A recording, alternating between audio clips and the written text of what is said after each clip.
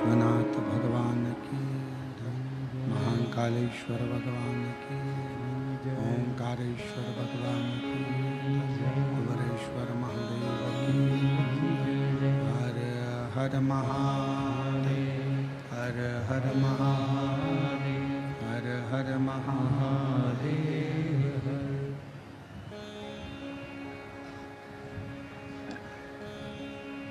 काशी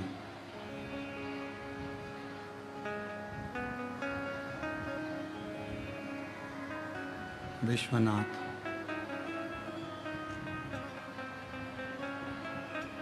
ओगड़दानी त्रिकालदर्शी कैलाशी अविनाशी भगवान शिव, जिनकी पुनीत पावन पवित्र शिव महापुराण की कथा संपूर्ण विश्व के कल्याण हेतु बाबा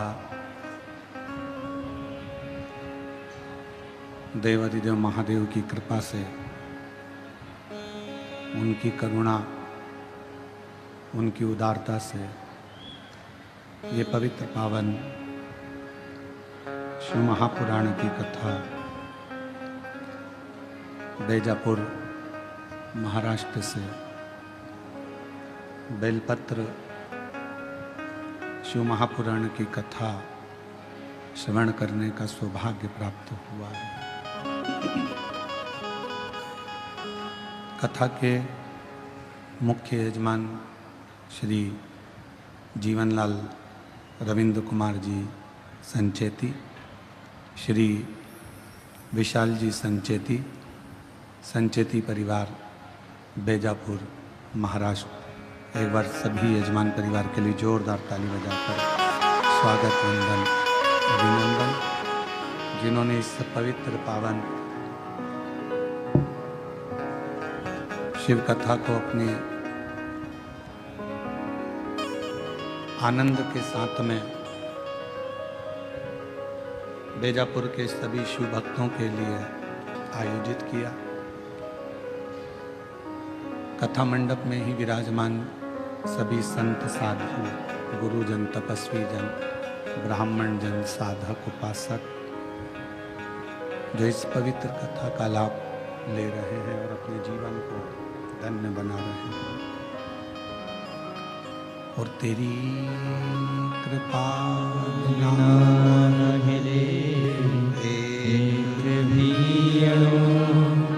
लेते हैं श्वास तेरी कृपा से तनो तनो।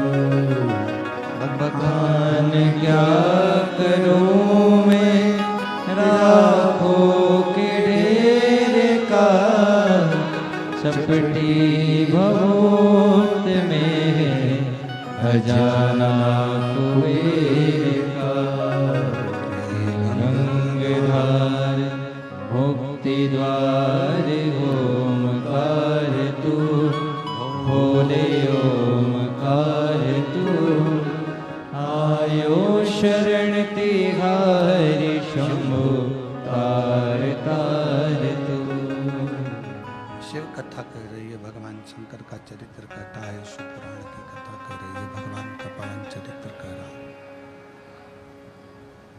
एक मानव की देह, मनुष्य का शरीर, मानव की देह, मनुष्य का शरीर, और उस मानव की देह में भगवान शिव की अविरल भक्ति।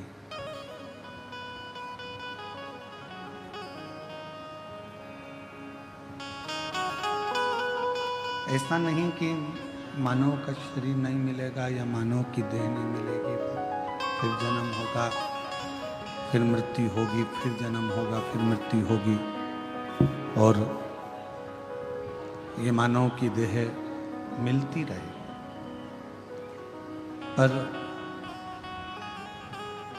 उस मानव की देह के मिलने पर यदि भगवान देवाधिदेव महादेव, भगवान शिव की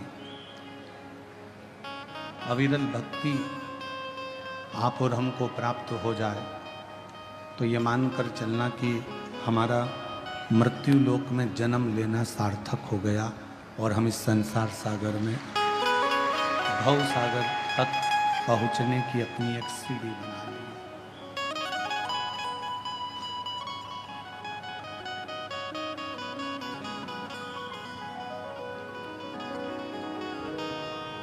परमात्मा तक पहुंचने के लिए, भगवान तक पहुंचने के लिए भगवान की अविरल भक्ति एक सीढ़ी है।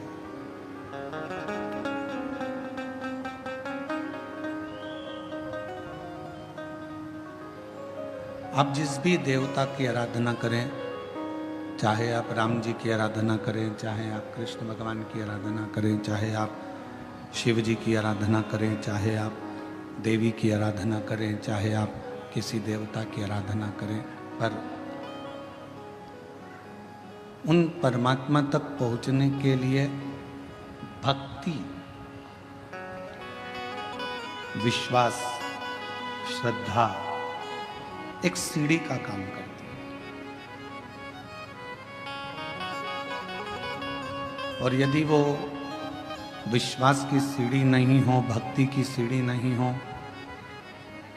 भरोसा नहीं हो, तो परमात्मा तक पहुंचना भी कठिन है। छत पर पहुंचने के लिए सीढ़ी की जरूरत पड़ती है।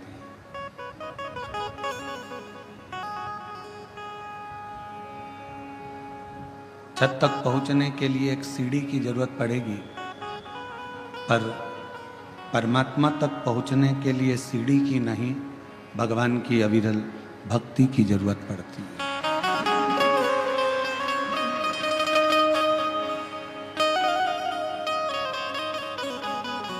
यदि भक्ति अपने अंदर है और वो भक्ति का दिखावा नहीं होता, वो भक्ति का कभी दिखावा नहीं होता, भीतर से परमात्मा को भजा जाता है। श्री शिवाय नमस्तुभ्यं, श्री शिवाय नमस्तुभ्यं, श्री शिवाय नमस्तुभ्यं, श्री शिवाय नमस्तुभ्यं, श्री शिवाय नमस्तुभ्यं, श्री शिवाय नमस्तुभ्यं। यदि छत तक जाना है तो सीढ़ी की जरूरत होगी। आवाज क्लियर नहीं आ रही है, खींच कर बोलना पड़ रहा है, गला पकड़ रहा है।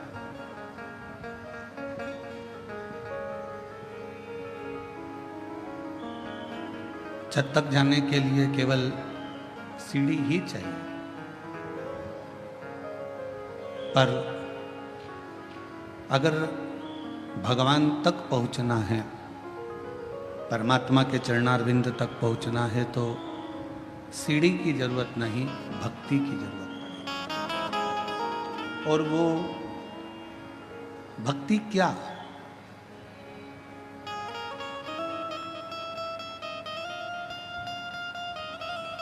माँ शबरी अम्बा जब राम जी महाराज के सामने आती हैं तो मेरे राम जी भी शबरी अम्बा को नवदा भक्ति का ज्ञान देते हैं।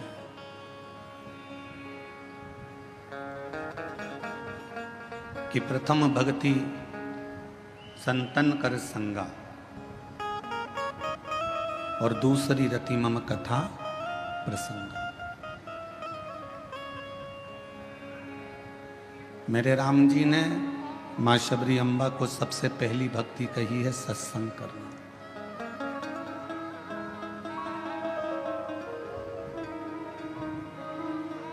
कहाँ द्वारका के राजा भगवान कृष्ण और कहाँ विदर्भ देश की महारानी राजकुमारी रुक्मणी।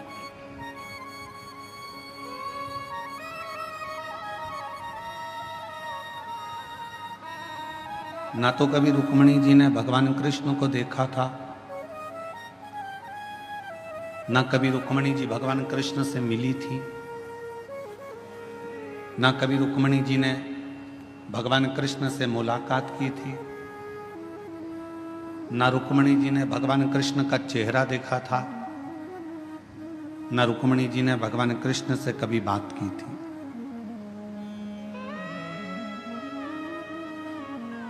ना कभी मिलना हुआ, ना कभी देखना हुआ, ना कभी मुलाकात हुई।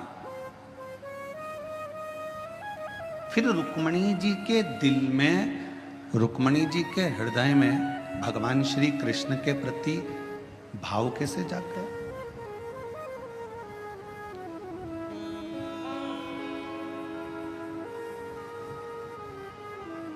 सब्जी लेने जाते हो कभी कभी?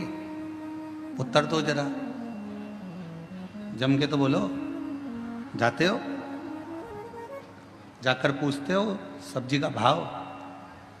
अरे बोलो तो। क्यों भैया बैंगन क्या भाव है? क्यों भैया शक्कर क्या भाव है? क्यों भैया चने की दाल क्या भाव है? क्यों भैया अरहर की दाल क्या भाव है? सब्जी बिना भाव के नहीं मिलती, किराना बिना भाव के नहीं मिलता, फ्रिज बिना भाव के नहीं मिलता, सोना हीरा चांदी बिना भाव के नहीं मिलती, तो भगवान बिना भाव के कैसे मिल सकते?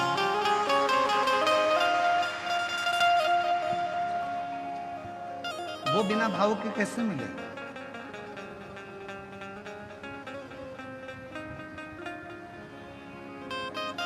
रुक्मणी जी ने भगवान को कभी नहीं देखा था।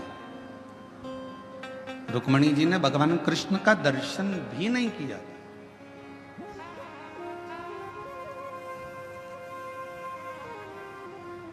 ना मुलाकात की, ना दर्शन किया, ना मिले, ना देखा, कुछ भी नहीं। फिर रुक्मणी जी के दिल में भगवान कृष्ण के प्रति इतना प्यार, इतना प्रेम कैसे प्रकट हुआ?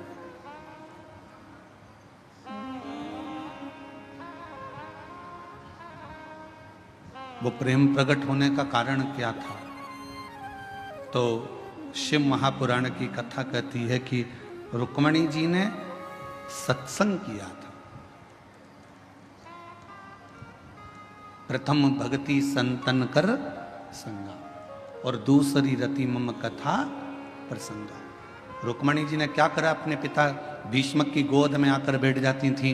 कोई आता था, आकर कहता था कि भगवान द्वारकानाथ ने पूतना को पछाड़ दिया, तृणावत को मार दिया, अघासुर को मार दिया, बकासुर को मार दिया। भगवान कृष्ण ने गोवर्धन पर्वत अपनी उंगली पर उठा लिया। भगवान कृष्ण ने अनेक अनेक प्रसंग, कोई आता और भगवान कृष्ण के प्रसंगों को सुनाता जाता।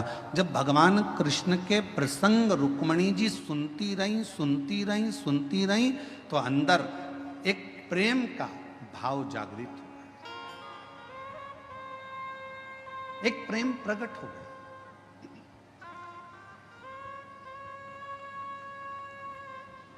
किसी व्यक्ति के बारे में आपसे अगर बार बार कहा जाए ना, वो व्यक्ति ऐसा है, वो व्यक्ति ऐसा है, वो व्यक्ति ऐसा है, तो मन में भाव जागृत होगा। एक बार उससे मिले तो अपन देखें तो सही, एक बार चलो। भाव जागृत हुआ।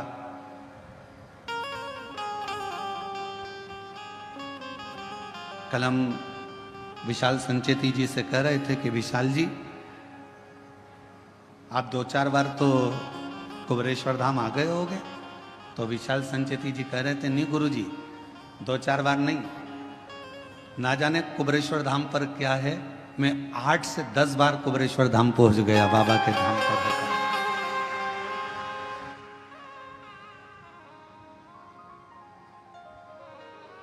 हम सुनते रहे, शिव ऐसे हैं, शिव महापुराण की कथा ऐसी है, कुबरेश्वर धाम ऐसा है, बाबा का धाम ऐसा है। हम बार बार सुनते हैं तो हमारे मन में मिलने की एक आस जागृत हो जाती।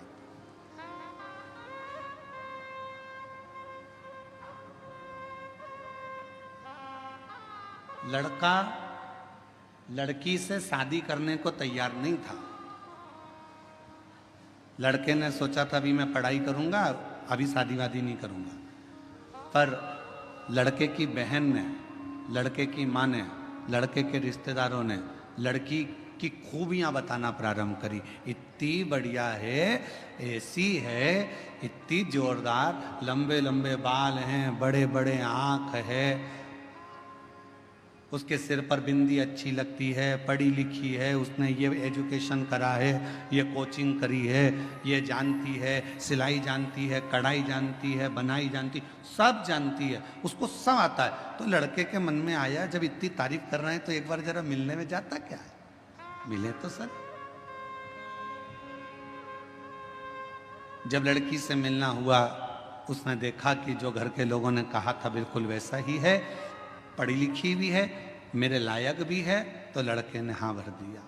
लड़की से कहा गया तू एक बार मिल तो सही, लड़का ऐसा है वैसा है, ये है वो है, तो उसने कहा मिलते हैं। सुना,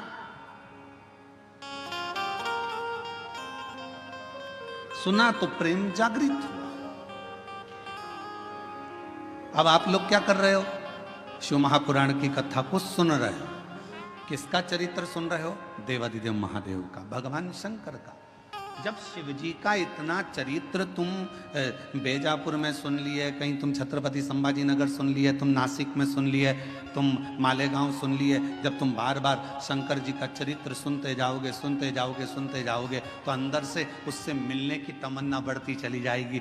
एक बार जरा शंकर जी से मिलूं तो सही, कि उनकी कथा इतनी सुंदर है तो वो कितना सुंदर होगा, ये विचारणीय बात।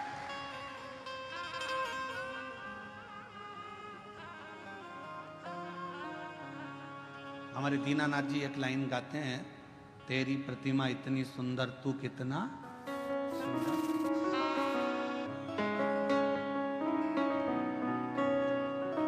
जिसकी रचना इतनी सुंदर, वो कितना सुंदर होगा, वो कितना सुंदर होगा। जरा विचार करिए, उसकी केवल कथा सुनिए, केवल कथा।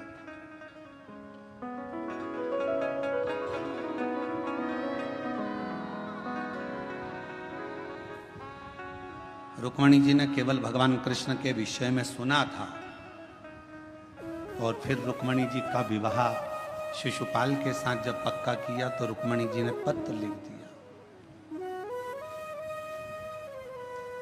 कि सतगुरु मेरो संदेश हरि से जा सुना दे, मेरी नैया पड़ी है मझधार, गुरु जी उसे पार लगा देना। पत्र लिख दिया, पत्र लेकर ब्राह्मण देवता को भेज दिया। द्वारकाधीश के पास पत्र पहुंच गया। द्वारकानाथ ने कह दिया कि रुक्मणी जी से कह दो कि श्रृंगार करके जगदम्बा के मंदिर पहुंच जाए, मैं तुझे लेने के लिए पहुंच जाऊंगा। रुक्मणी जी ने केवल सुन रखा था, भगवान को देखा नहीं था, पत्र भेज दिया, और वो पत्र के माध्यम से भगवान रुक्मणी को लेने के लिए आ गए। शिव महापुराण की कथा भी यही कहती है कि प्रथम भक्ति संतन कर संगा, दूसरी रति मम कथा प्रसंगा।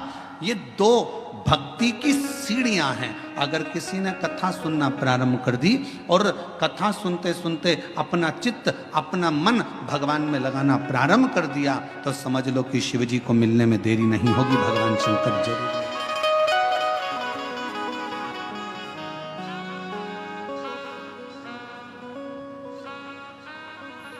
और शंभु शरण पड़ी मांगो घड़ी रे घड़ी, दुख आटो दया करी दर्शन आपो। ओ शंभु शरण पड़ी मांगो घड़ी रे घड़ी, दुख काटो दया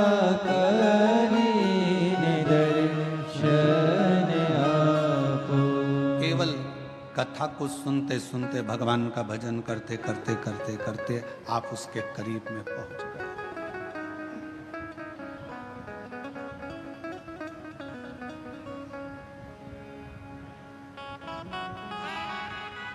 सीढ़ी का काम है छत तक पहुंचाना।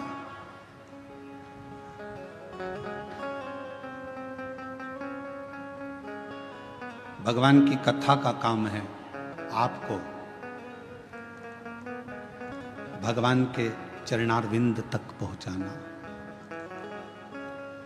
सीढ़ी केवल आपको छत तक पहुंचाएगी, पर भगवान की कथा आपको भगवान के चरणारविंद तक पहुंचाकर ही रहेगी, परमात्मा तक पहुंचाएगी।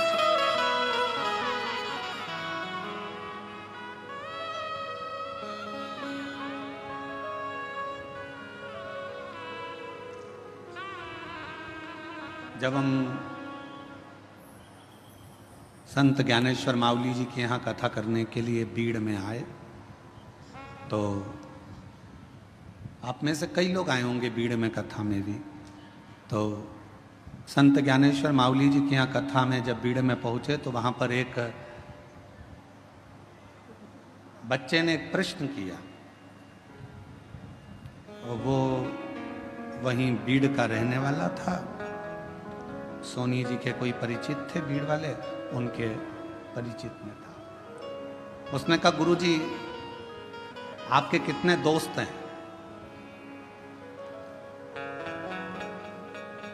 आपके कितने मित्र हैं? हमने पूछा, पहले तुम बताओ कि तुम्हारे कितने मित्र हैं। तो कहा, गुरुजी हमारे तो बचपन के 4-6 हैं, और इसके बाद हमारे कॉलेज के भी 2-4 हैं। अब कल हमारे वो विशाल जी के बेटे अर्नव जी भी, वो भी अपनी मित्रों की मंडली को लाए थे। तो हमने उनसे भी, वो कह रहे थे कि हमारे मित्र आपसे मिलना चाहते हैं गुरुजी। तो हमने पूछा, तुम्हारे कितने मित्र हैं? तो कहा है कभी 8 रहते हैं, कभी 6 रहते हैं। हमने कहा घटते बढ़ते कैसे रहते? तो कि 2-1 बाहर चले जाते हैं तो 6 हो जाते हैं, और वापिस आ जाते हैं तो 8 हो जाते हैं। हमने कहा अब बीड़ में संत ज्ञानेश्वर मावली जी के यहाँ जब कथा करने के लिए पहुंचे, बीड़ में महादेव महाराज जब कथा कराए, तो वहां पर एक प्रश्न बीड़ के एक बच्चे ने पूछा कि आपके मित्र कितने, आपके दोस्त कितने?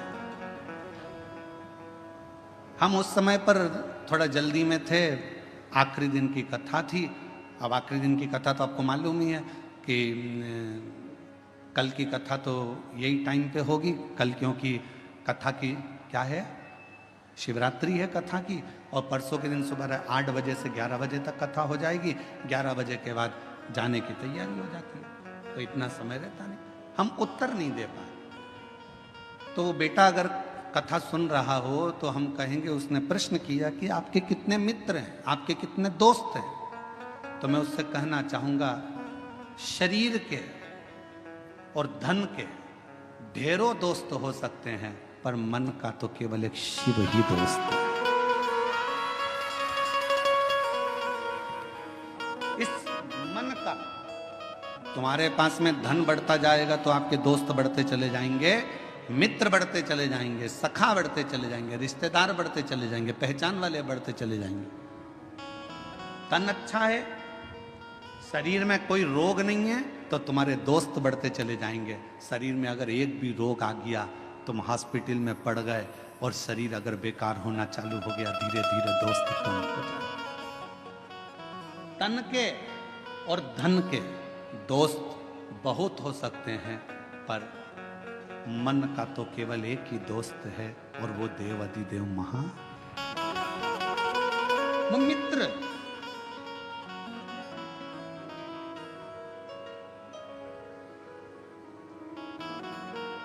तन के और धन के दोस्त भले तुमको निभाए ना निभाए, तन का मित्र भले तुम्हें निभाए ना निभाए, धन का मित्र तुम्हें निभाए कि ना निभाए, पर मन का जो मित्र होता है, जैसे भगवान कृष्ण के मित्र थे सुदामा।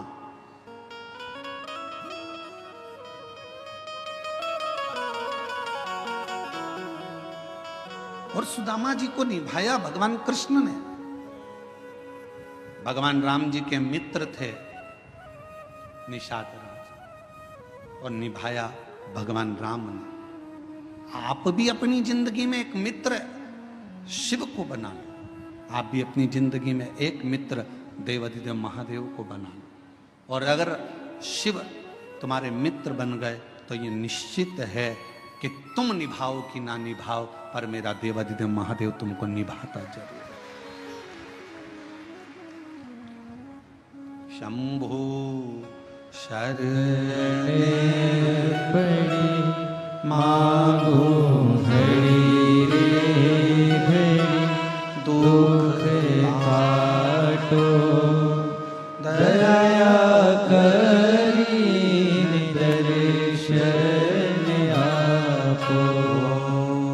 शंभो शरण पड़ी मांगो घड़ी रे घड़ी, दुख काटो दया करी दर्शन आपो। परमात्मा को अपना मित्र भी बना लो। कोई तो होना चाहिए जिससे आप अपने दिल की बात कर सको।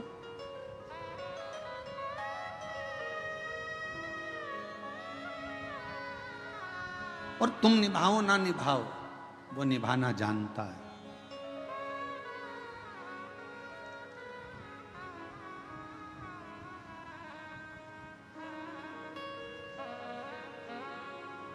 मनुष्य और भगवान में क्या अंतर है?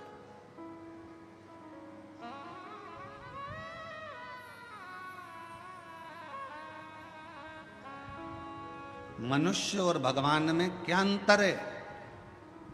मानव में और परमात्मा में क्या अंतर है?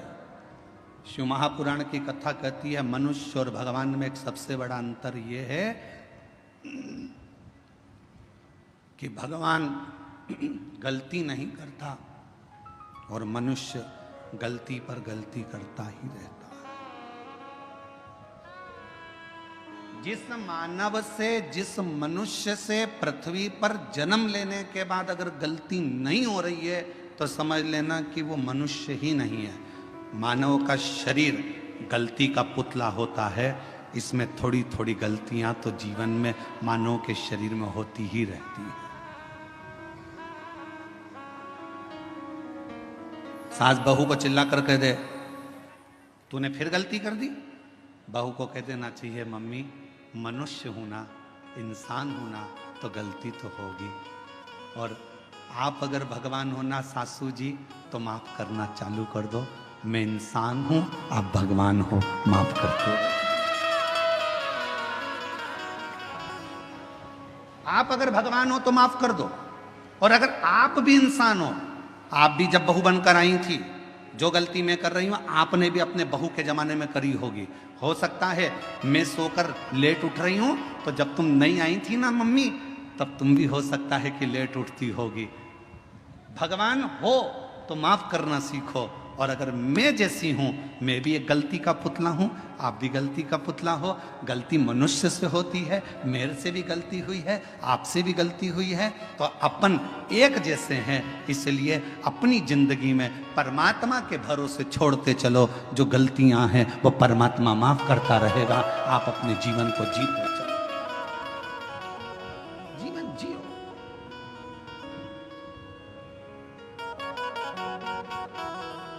कोई तुमसे कह दे मैं गलती नहीं करता तो उसके पांव पड़ लेना, तुम तो भगवान हो जी, तुम तो भगवान हो। तुम ही में सब कुछ दिखता है। तुम ही राम हो, तुम ही कृष्ण हो, तुम ही शिव हो, तुम ही जगदम्बा हो।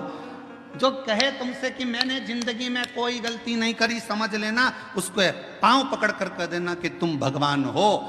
परंतु हम तो इंसान हैं, आज भी गलती कर रहे हैं और आगे भी गलती करेंगे, क्योंकि मनुष्य का शरीर मिला है ये पूर्ण परमात्मा बनने के लिए नहीं मिला, इंसान को इंसान बनने के लिए मिला। मेहनत करोगे, परिश्रम करोगे, उन्नति की सीढ़ी पर चढ़ोगे, आगे बढ़ोगे तो कोई ना कोई गलती हो जाएगी, ठोकर लगेगी तो संभलोगे।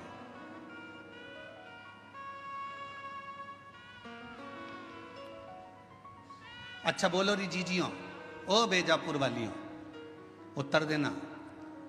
पहले दिन तुम कथा में आगे बैठने का रास्ता ढूंढ रही थी, बोलो सही है कि गलत है?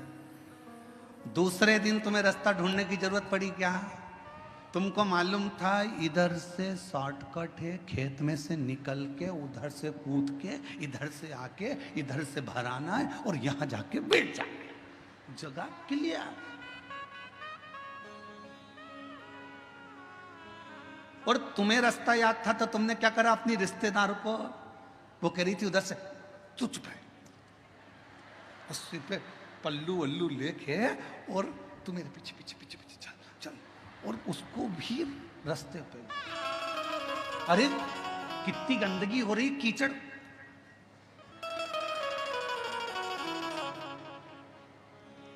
चल इतनी और घुमाती फिराती कीचड़ में, और उसकी भी चप्पल हो गई कीचड़ में। चप्पल को जान दे चूल्हा में, तू चल।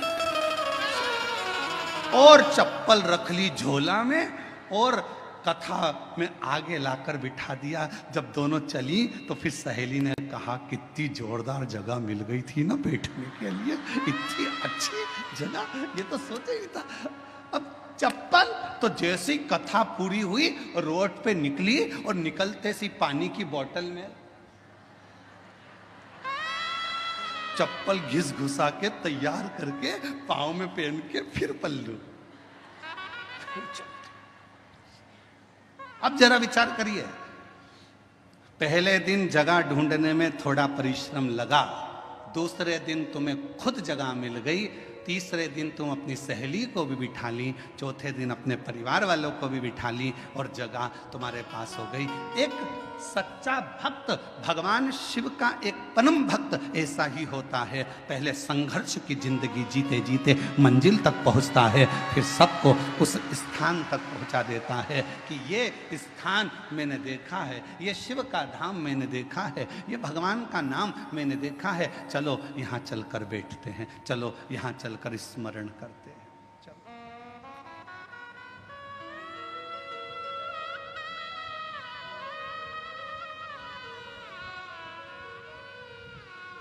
कथा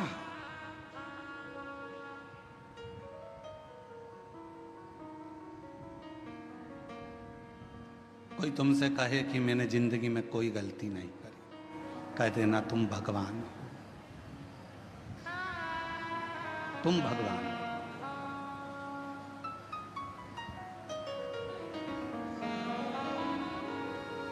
और तुम गलती नहीं करे हो, तुम भगवान हो सकते हो, पर मैं तो इंसान हूं, मनुष्य।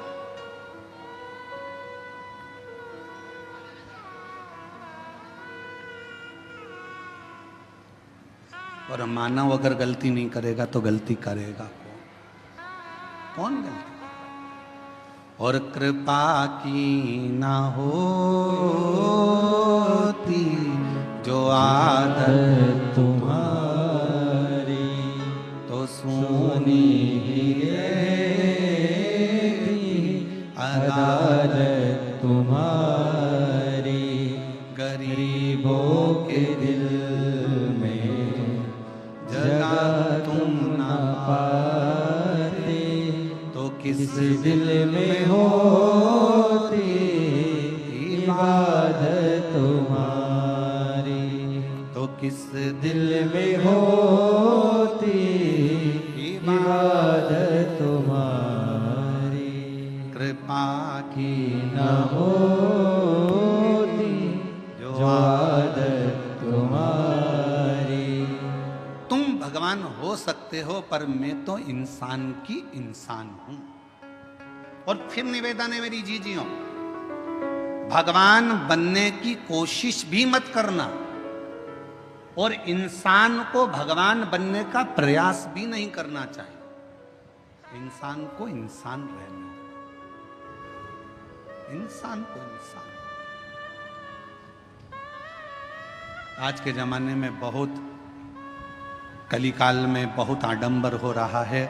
लोग हर इंसान को भगवान बनाए जा रहे हैं और इंसान भगवान बन बन के बैठ जाता है। लोग कहते हैं वो भगवान जैसा, वो भगवान जैसा। नहीं, इंसान को इंसान रहने दो और भगवान को भगवान रहने दो। उसको भगवान रहने दो और तुम इंसान। भगवान मत बनना।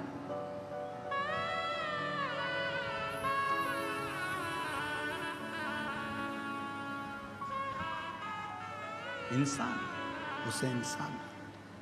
गलती हो रही है, एक बार होगी, दो बार होगी, धीरे धीरे संभलते जाओ। संभलो। उसका काम है क्षमा करना और तुम्हारा काम है गलती करना। करो। गलती नहीं करोगे तो संभलोगे कैसे? एक पिता ने अपने बेटे से कहा, मैंने तुझे फैक्ट्री का काम सौंप दिया है, मैंने तुझे ऑफिस सौंप दिया है, मैंने तुझे पूरा काम सौंप दिया है। एक बात सुन लेना, घाटा नहीं लगना चाहिए।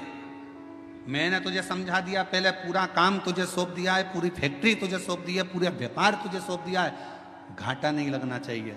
और बेटे ने काम करना चालू करा।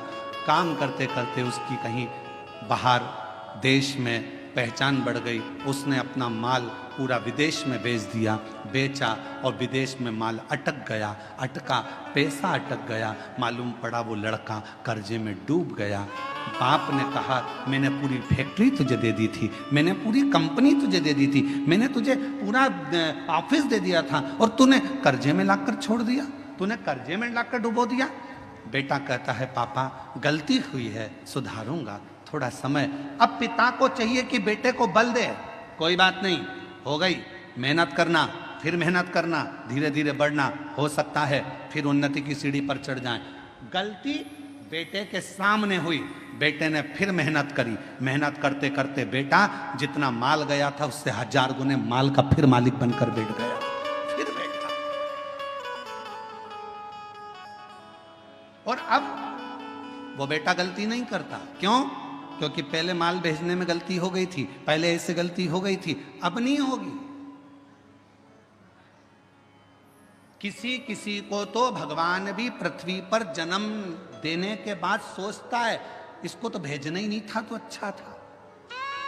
मालूम क्या था कि इतनी निंदा, इतनी बुराई, इतनी चुगली, इतने अपशब्द, इतनी गाली, इतना आड़ा टेढ़ा बोलेगी, इतना अपशब्द बोलेगा, ऐसा रहेगा, दिन भर बेकार काम करेगा, लोगों का दिल दुखाएगा। तो भगवान भी सोचता है, इसको एक बार तो जन्म दे दिया, अगली बार नहीं भेजना, इसको चाहे कुछ भी हो जाए, इसको 94 तरह के नरकों में पटक देना, पर पृथ्वी पर मत भेजना इसको। इतना झूठ, इतना छल, इतना प्रपंच, इतने गलत शब्द, इतना अपशब्द, इसको पृथ्वी पर मत भेजना। अब भेज दिया।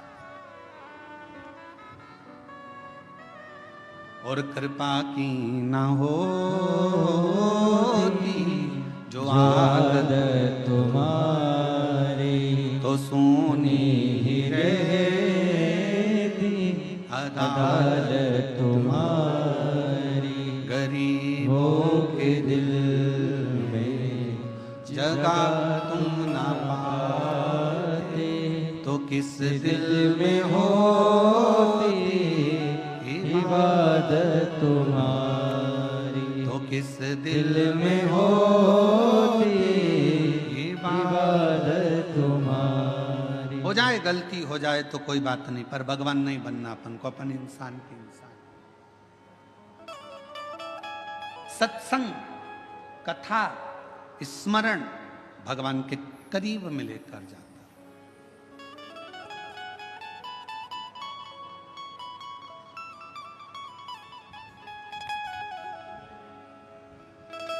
और ले गया।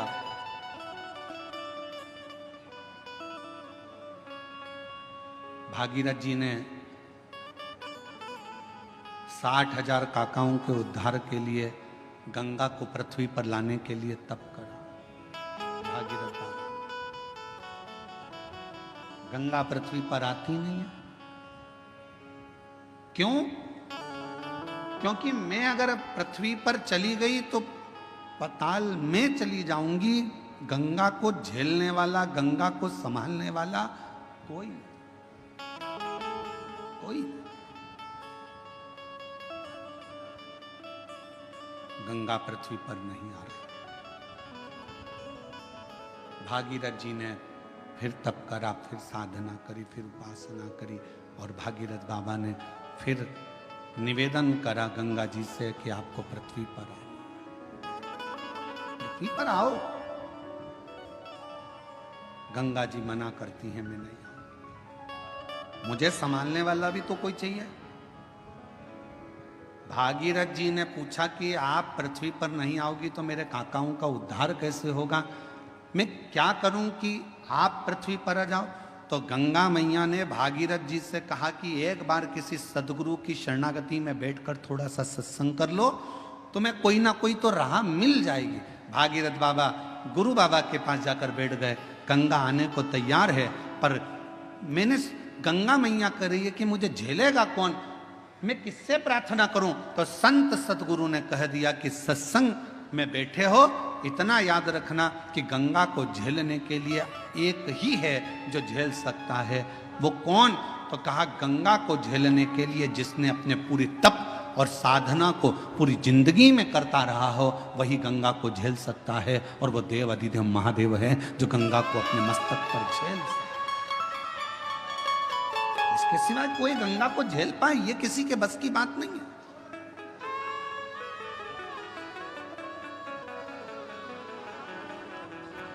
भागीरथ जी ने शिव जी की आराधना करी। बाबा भोलेनाथ जी से विनय करा।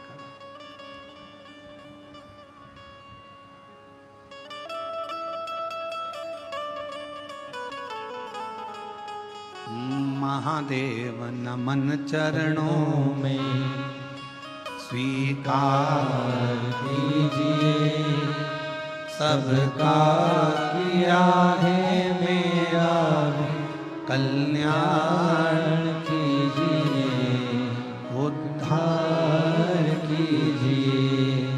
हे त्रिपुंडधारी, हे त्रिशूलधारी, हे त्रिपुंडधारी, हे त्रिशूलधारी।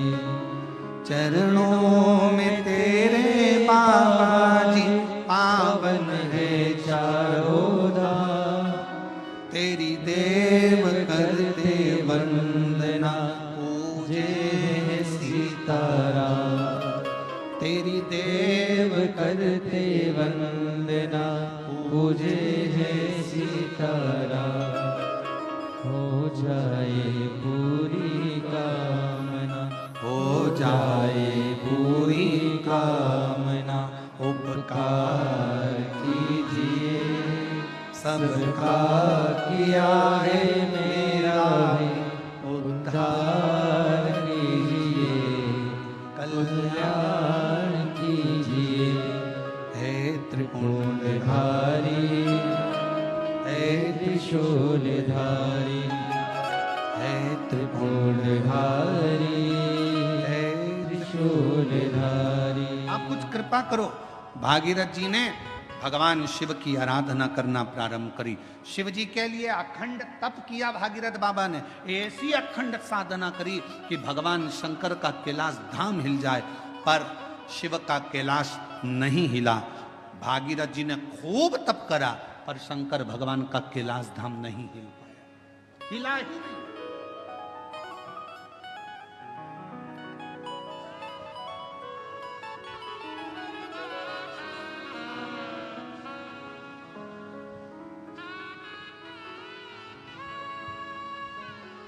शिवजी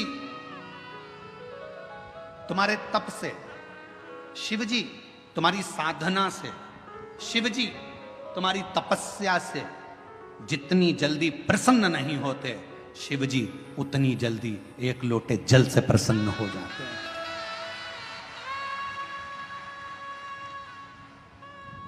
और फिर निवेदन करूंगा, सावन का महीना लगते से ही मेरी जीजियों से निवेदन है, एक लोटा जल नहीं, कितना? 2 लोटा जल, दोनों हाथ में भरा हुआ। घर से निकलो तो 2 हाथ में हो बाहर निकल कर भले फिर एक के ऊपर एक रख लो, मना नहीं। पर शंकर के मंदिर में जब पहुंचो, दोनों हाथ में जल हो और शिव जी के ऊपर दोनों धार एक साथ, बाबा के धार जल की दो एक साथ लगना चाहिए और शिव जी से अपने मन की प्रार्थना करना चाहिए। शिव स्वीकार करो। भागीरथ जी ने तप करा, शिव जी का कैलाश नहीं हिला। साधना करी, शिव जी का कैलाश नहीं हिला। तप साधना से शिव का धाम नहीं हिला, क्योंकि शिव तप से, शिव साधना से, शिव तपस्या से, शिव तुम्हारी साधना से जितनी जल्दी प्रसन्न नहीं होते, तप से जितनी जल्दी प्रसन्न नहीं होते, भगवान शंकर तुम्हारी यार साधना से जितनी जल्दी प्रसन्न नहीं होते, मेरा देव अधिदेव महादेव उतनी जल्दी एक लोटा जल से प्रसन्न हो जाता। एक लोटा जल, सारी समस्या का हल। जम के बोलो जरा, एक लोटा जल। ये भगवान शिव को प्रसन्न करने का सबसे सुंदर तरीका है। तुम शिव जी को चिरौंजी का भोग लगाओ ना लगाओ, खड़ी शक्कर लगाओ ना लगाओ, तुम शंकर भगवान को बेलपत्र चढ़ाओ ना चढ़ाओ, तुम शिव जी को कुछ दो चाहे ना दो, भगवान शंकर को तुम श्रीफल दो चाहे मत दो, पर शिव जी को केवल एक लोटा जल दे।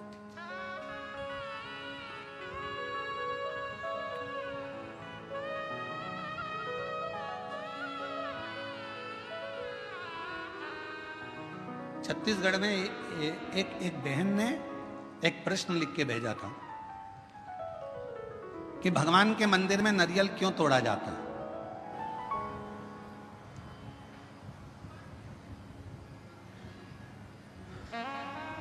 छत्तीसगढ़ का प्रश्न है, मुझे उम्मीद है महाराष्ट्र की जीजियां उत्तर दे देंगी। मेरे जीजा उन भी बोल सकते हैं, भगवान के मंदिर में नारियल क्यों तोड़ा जाता है। तो छत्तीसगढ़ के निकुंभ का यह प्रश्न था, क्यों तोड़ते हैं भगवान के मंदिर में नारियल, क्यों तोड़ा जाता है, क्यों तोड़ा जाता है। भाई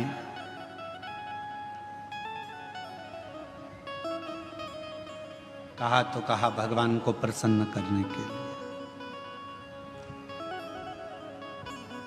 पर हमसे अगर हमारे हम अब इस जगह पर हम हमारे शिव पुराण की बात नहीं कर रहे हैं, हम हमारे दिल की बात कर रहे हैं, हमारे मन की बात कर रहे हैं। ये हम हमारे मन से कर रहे हैं कि जीजी ने पूछा कि भगवान के मंदिर में नारियल क्यों तोड़ा जाता है, तो शायद मेरा दिल कहता है कि भगवान भी कहते होंगे, तू मेरे मंदिर में नारियल तोड़ ले पर अपने घर को मत टूटने देना। तू मेरे मंदिर में नारियल तोड़ ले पर अपने राष्ट्र को मत टूटने देना। तू मेरे मंदिर में नारियल तोड़ ले पर अपने सनातन को मत टूटने देना। वो नारियल के रूप में स्वीकार। ये मेरा दिल कहता है। किसी को गलत लगे तो मैं क्षमा चाहता हूं इस बात के लिए, पर मेरा मन कहता है कि मेरा शिव कहता होगा, मेरे राम कहते होंगे, मेरे हनुमान कहते होंगे, मेरे भगवान कहते होंगे कि मेरे सामने तू नारियल तोड़ ले पर अपना घर मत टूटने देना। मेरे सामने तू नारियल तोड़ ले पर सनातन धर्म मत टूटने देना। मेरे सामने नारियल तोड़ ले पर हिंदू धर्म मत टूटने देना, और मेरे सामने नारियल तोड़ ले पर मेरे राष्ट्र को मत टूटने देना। मुझे स्वीकृत है।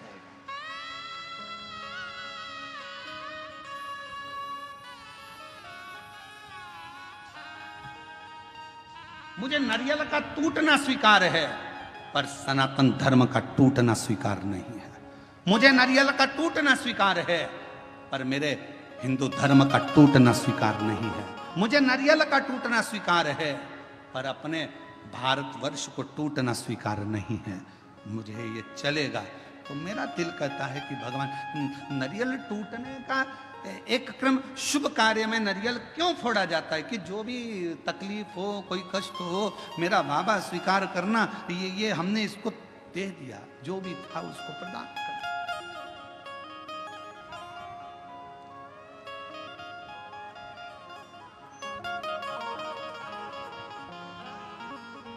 और इसीलिए शायद एक रहोगे तो सेफ रहोगे, शायद दुनिया के लोगों के लिए नारा इसीलिए एक बाबा ने दे दिया उत्तर प्रदेश के। इसीलिए उत्तर प्रदेश के एक बाबा जी ने नारा दे दिया कि एक रहोगे तो सेफ रहना है तो एक रहना। पर अभी बहुत विचित्र, बहुत बड़ा एक चक्रव्यूह रचा जा रहा है समाजों को तोड़ने के लिए। एक बहुत बड़ा चक्रव्यूह रचा जा रहा है। हम ये समाज के हैं, हम वो समाज के हैं, ऐसा हो गया वैसा हो गया। मेरा तो हाथ जोड़कर निवेदन है, इन सब बातों को भूल जाओ। हम सनातनी हैं, हम हिंदू हैं, हम एक रहें, इससे बढ़कर मत टूटो। जरा से वोट बैंक के चक्कर में समाजों में ना टूटा जाए। हमें मनु और शत्रुपा, शिव महापुराण की कथा, विष्णु पुराण की कथा, अग्नि पुराण की कथा, नर्मदा पुराण की कथा, लिंग पुराण की कथा, नारद पुराण की कथा, ब्रह्म विवर्त पुराण की कथा, बरहा पुराण की कथा, कुर्म पुराण की कथा, जितनी भी कथा निकालोगे सारी कथा में एक चरित्र आएगा। ब्रह्मा जी सृष्टि की रचना भगवान शिव के कहने पर करते हैं। सृष्टि की रचना करने पर ब्रह्मा अपनी जंघा से मनु शत्रुपा को प्रकट करते हैं और वो मनु और शत्रुपा की संतान आप और हम आज तक हैं। एक ही संतान है, मनु और शत्रुपा की औलाद आप और हम हैं। हमें यह पैदा नहीं करा गया कि तुम ब्राह्मण थे कि क्षत्रिय थे कि वैश्य थे कि शूद्र थे। उसने तो हमें मनुष्य बनाकर पैदा करा था, भगवान ने अपना बनाकर पैदा करा था। और जब भी माँ और बाप अपने बच्चे को जन्म देते हैं तो ये सोच कर जन्म देते हैं कि मेरा बेटा एक दिन मेरा नाम रोशन करेगा, एक दिन मेरा बेटा मेरे पद चिन्हों पर चलेगा। भगवान अपने माता पिता अपने बच्चे को इसलिए जन्म नहीं देते कि मेरा बेटा कोई ऐसा कार्य करेगा, गलत कार्य करेगा, बेकार करेगा। ना ना ना, वो उसने जन्म अच्छे कर्म के लिए दिया, श्रेष्ठ कर्म के लिए दिया।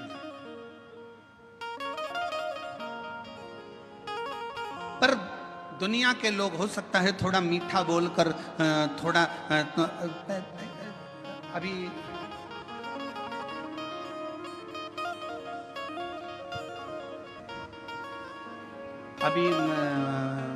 बहुत अच्छे अच्छे फल आ रहे हैं बाजार में, बहुत अच्छे अच्छे आ रहे हैं। उसमें से एक मैंगो आम, जामुन,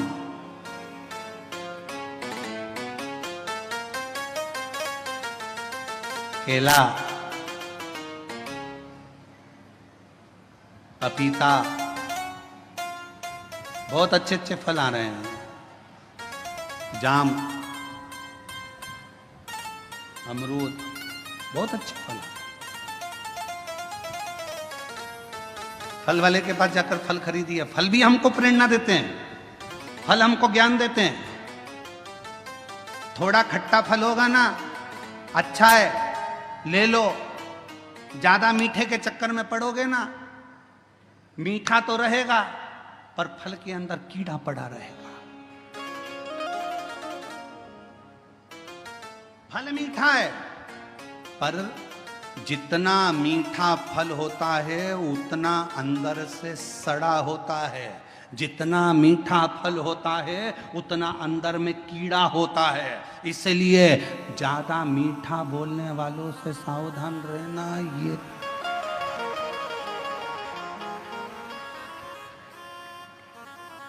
सावधान इंडिया, सावधान। पपीता, दुकान वाला कह रहा बहुत मीठा, बहुत मीठा, बहुत मीठा। तुम लेके आ गए, अंदर से सड़ा था। आम इतना मीठा, इतना मीठा। थोड़ा खट्टा आम लाती ना, सड़ा नहीं रहता, क्योंकि जिसकी बाड़ी थोड़ी सी कड़वी रहती है ना, तो उसके अंदर खटास में अंदर कीड़े नहीं रहते। मुंह से बोल दिया सफाचट, एक बार बोल दिया, बेकार लगे अच्छा लगे, क्योंकि खट्टा खट्टा है, जो है, कड़वा कड़वा है, जो है। पर मीठा फल अंदर कीड़ा बैठा रहता है, मीठा फल अंदर से सड़ा रहता है। इसलिए थोड़ी सावधानी रखना।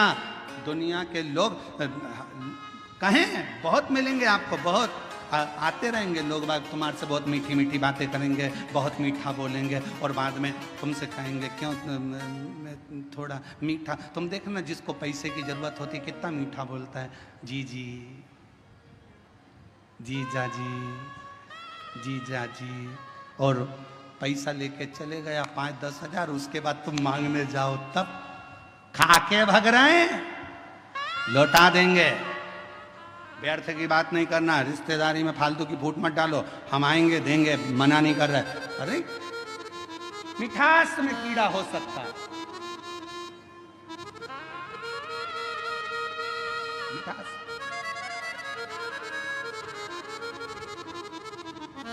पर खटास में कीड़ा नहीं हो सकता। सावधान रहें, थोड़ा सतर्क रहें, सतर्क होना जरूरी है। मेरे शंकर भगवान की कथा कहती है, शिवजी का कैलाश धाम नहीं हिला, बहुत तप करा, भागीरथ जी ने साधना करी, तप करा, पर भगवान शंकर का कैलाश नहीं हिला, क्योंकि उनने तप करा था। अगर तप की जगह पर एक लोटा जल लेकर पार्थिव लिंग का निर्माण कर कर शिवजी को जल चढ़ा देते, मेरा शंकर सामने प्रकट हो जाता। और आखिरी में भागीरथ जी ने देखा शिवजी प्रकट नहीं होते, तब भागीरथ बाबा ने वही किया जो आप करते हैं, एक लोटा जल। मेरे भागीरथ बाबा ने शिव को हृदय का जल चढ़ाना प्रारंभ करा तो शिव सामने आकर प्रकट हो गए। मांग तुझे क्या चाहिए भागीरथ, बोल तुझे क्या दूं मैं, क्या दूं? तो भागीरथ बाबा ने कहा, प्रभु बस गंगा जी पृथ्वी पर आना चाहती हैं, पृथ्वी पर आएंगी तो पाताल में चली जाएंगी, आप कृपा करो कि ये गंगा को अपने जटा में झेल। शिव जी ने कहा जटा में? हाँ।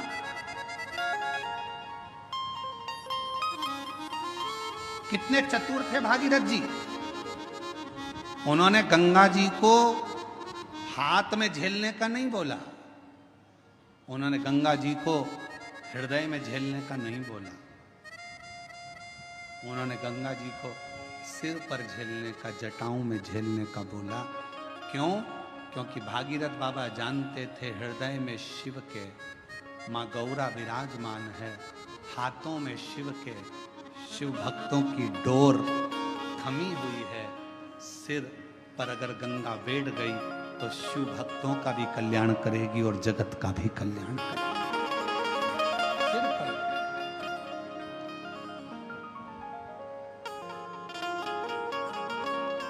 और मैया ओ गंगा मैया, मैया हो गंगा मैया, मैया गंगा मैया, मैया हो गंगा मैया। ये जगत का कल्याण करने वाली गंगा, जगत का उद्धार करने वाली गंगा। फिर किसी ने एक बार प्रश्न किया था, क्या शिवजी को गंगा का जल अधिक प्रिय है? शंकर भगवान को गंगा का जल अधिक प्रिय है? तो शिव महापुराण की कथा कहती है, शंकर भगवान को तुम अपने घर का जल चढ़ा दो, शंकर भगवान को तुम्हें जो जल मिले वो चढ़ा दो, क्योंकि शंकर के ऊपर जब जल चढ़ता है, चढ़ते से ही वो जल गंगा जल बन जाता है। अलग से गंगा जल की जरूरत शिव को नहीं, शिव को अलग से गंगा जल की जरूरत नहीं। तुमने चढ़ाया, वो जल अमृत बन गया। हम तो कई बार लोगों से कहते हैं, तुम्हारे बच्चे की तबीयत खराब है, तुम्हारे बच्चे को तकलीफ है, डॉक्टर को दिखाओ।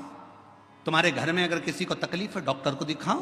वो जांच का बोले जांच कराओ, दवाई का बोले दवाई खिलाओ, और उसके साथ एक काम जरूर करो, डॉक्टर का इलाज भी करवाओ, साथ में एक कटोरी में जल लो और जल लेकर भगवान शिव का मंत्र का उच्चारण करो। नमः शिवाय, नमः शिवाय, षडाक्षर मंत्र बोल लो, ओम नमः शिवाय, या त्र्यंबक मंत्र बोल लो, और या त्र्यंबक मंत्र ना तो श्री शिवाय नमस्तुभ्यम मंत्र का जप करते जाओ 108 बार जप कर कर जो जल है वो अपने बच्चे को थोड़ा थोड़ा पिलाना प्रारंभ करो, या उस जल से उस बच्चे के शरीर पर लगाना प्रारंभ करो। वो जल भी सिद्ध हो जाता है मंत्रों की प्रबलता में। डॉक्टर को भी दिखाओ, डॉक्टर का भी इलाज करवाओ, दवाई दे दवाई खिलाओ, जांच का बोले जांच कराओ, पर साथ में शिव पर करा हुआ विश्वास, मंत्रों का उच्चारण, शिव तत्व का नाम सुख प्रदान करता है। एक पत्र है, अच्छा है।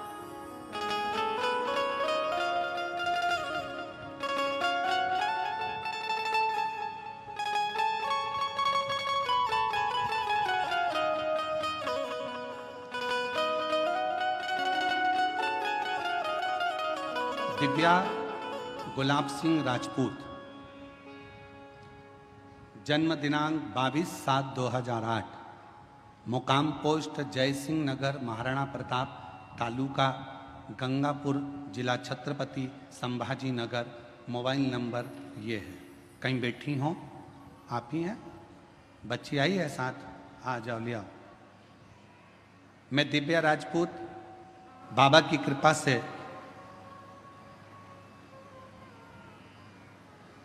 मेरी जन्मजात एक बीमारी है किडनी की। मेरी एक किडनी पूरी बेकार है और दूसरी किडनी मेरी 20% काम कर रही है। डॉक्टर ने कहा था कि सिर्फ 2 साल तक जीवित रह सकती हैं, पर शिवजी पे भरोसा कर कर आज तक जीवित हूं। ये मेरे शंकर की करुणा है, मेरे शिव की उदार। गुरुदेव, पहली किडनी तो थी नहीं, दूसरी भी 20% ही बची थी, तो डॉक्टर ने मुझे 2 साल दिए थे कि अब तुम 2 साल से ज़्यादा नहीं रहो, पर बाबा की कृपा से मैं जीवित हूँ, अच्छी हूँ। गुरुदेव, मैं हर जगह कथा में पहुंची।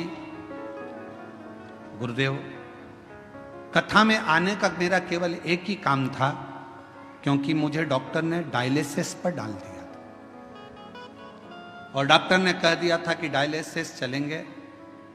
अब मन करता था कि डायलिसिस की जिंदगी क्या जिंदगी। तब किसी ने कहा कि अगर पंडाल में बैठकर शिव महापुराण की कथा सुनी जाए, शिवजी को 1 लोटा जल चढ़ाया जाए, तो उसका फल जरूर मिलता है। और बाबा की ऐसी कृपा हुई, मैंने नागपुर, सीहोर, छत्रपति संभाजी नगर में कथा को सुना और वेजापुर पंडाल में भी कथा सुनने के लिए आई हूँ। बाबा, डायलिसिस की बात आई, कथा सुनने के बाद, शिवजी पे जल चढ़ाकर बेलपत्र लेने के बाद फिर मैं वापिस डॉक्टर साहब के पास डायलिसिस की जांच के लिए पहुंची, तो डॉक्टर ने कह दिया तुम्हारी रिपोर्ट पूरी नॉर्मल आ गई है, अब तुम्हें डायलिसिस की जरूरत नहीं है। पत्र को आप लोग देख सकते हो, पूरी रिपोर्ट नॉर्मल आ गई है, अब तुम्हें डायलिसिस की जरूरत नहीं है। मैं बाबा को यहाँ प्रणाम करने के लिए आई, मैं बाबा को नमन करने के लिए।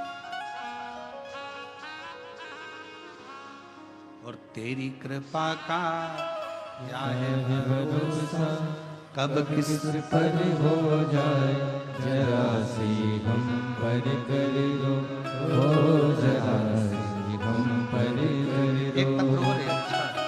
मेरी कृपा का क्या है भरोसा, कब किस पर हो जाए, जरा सी हम पर कर दो, हो जरा सी हम पर कर दो। मुकाम गंगा सागर नामदेव, धूलिया डोंगर गांव, तालुका पाथरी, जिला परभणी। डोंगर गांव में हम रहते थे और डोंगर गांव में रहते रहते हमारे को बच्चे तो हुए, पर बच्चे शांत हो गए, जीवित नहीं रहे। गुरुदेव, हम वहाँ रहने के बाद में डॉक्टरों से इलाज करवाते रहे। 10 साल तक जालना में ट्रीटमेंट चालू रखा, पर उसमें भी कोई सफलता नहीं रखी। 10 साल निकल गए, 12 साल निकल गए, ऐसे वर्ष निकलते चले गए। गुरुदेव, तो भी औलाद का सुख नहीं आया। फिर किसी ने कहा कि एक बार पंडाल में जाकर कथा सुनो। हम पंडाल में जाकर बाबा को कथा सुनने प्रारंभ करा, बाबा से विनय करी, वहाँ की मिट्टी को अपने गर्भ से लगाया और बाबा से झोली पसार कर संतान का सुख मांगा। पशुपति व्रत 2 बार करे, सफेद आंकड़े की जड़ का प्रयोग 2 बार करा और बाबा ऐसी कृपा शिव जी ने कर दी कि मेरा गर्भ ठहर गया। गर्भ ठहरा तो बाद में मालूम पड़ा कि मेरे गर्भ में 1 नहीं 2 बच्चे हैं। और बाबा की कृपा से गर्भ में 2 बच्चे, जानकर समय बीता, बच्चे ने जन्म लिया, पर एक बच्चे की स्वास्थ्य ज्यादा खराब रहा, तो भी पूर्ण भरोसा शिव जी पर था और बाबा की कृपा से आज मेरा दूसरा बच्चा भी स्वस्थ है। 11 अगस्त 2023 को हमारे यहाँ पर बाबा की कृपा से दोनों बच्चों ने जन्म लिया। शिव जी की कृपा से दोनों बच्चे स्वस्थ हैं। दोनों का फोटो लगा रही हूँ, फोटो आप लोग देख सकते हो। और अगर बच्चे आए हों तो उनको लेकर बेलपत्र लेने के लिए आ सकते हैं। तेरी कृपा का भरोसा कब किस पर हो जाए, जरा सी हम पर कर दो, जरा सी हम पर कर दो। जिस पर भी हो गई तेरी करुणा कृपा वो भव पार हुआ, भव पार हुआ। पापी हो चाहे जितना, उसका भी बाबा उद्धार हुआ, उद्धार हुआ। गिद्ध अजामिल गण का जैसे, तेरे मन को भाई जरा से हम पर कर दो, जरा से हम पर कर दो। बेटी की एक किडनी तो जन्म से ही नहीं है, दूसरी किडनी 20% खराब हो गई थी। डॉक्टर ने 2 साल जीवित रहने का बोला था। बाबा पे भरोसा करती करती कथा सुनना, और अभी कथा में आने से पहले 15 दिन पहले जांचें कराई। शिव जी की कृपा से किडनी ने काम करना प्रारंभ करा और अब रिपोर्ट नॉर्मल हुई। शिव की कृपा, शिव शंकर शंकर। और जिस पर भी हो गई तेरी करुणा कृपा हो भव पार हुआ, भव पार हुआ। आपी हो चाहे जितना, उसका भी बाबा उद्धार हुआ, उद्धार हुआ। गिद्ध अजामिल गणिका जैसे, तेरे मन को भाई जरा से हम पर कर दो, जरा से हम पर कर दो। तेरी कृपा का क्या है भरोसा कब किस पर हो जाए, जरा से हम पर कर दो। निवेदन करेंगे, दुनिया की दृष्टि में ये केवल शिव महापुराण की कथा है, और कोई हमसे पूछे क्यों गुरुजी ये शिव पुराण की कथा है, हम कहेंगे ये केवल कथा नहीं है। बेटा और बेटी अपने बाप से बात कर ले शंकर भगवान से, ये वो शिव तत्व की आनंद है। इसे कहो।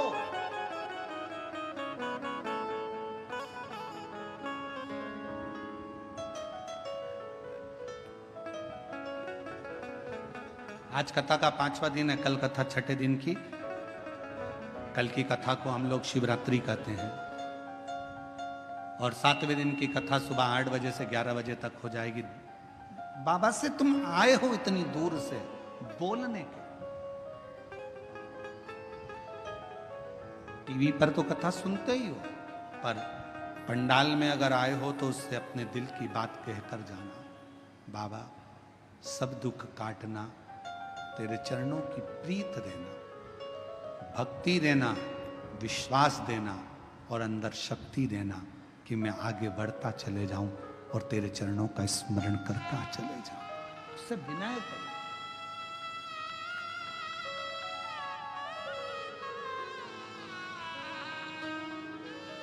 उससे विनय करो, निवेदन करो, सुने।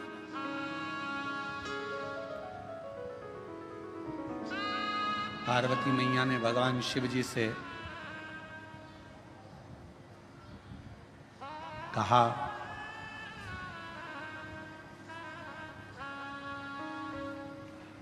आप गंगा जी को सिर पर क्यों लिए हो, किस लिए? आप सबको मालूम होना चाहिए गंगा जी माता पार्वती जी की बड़ी बहन है।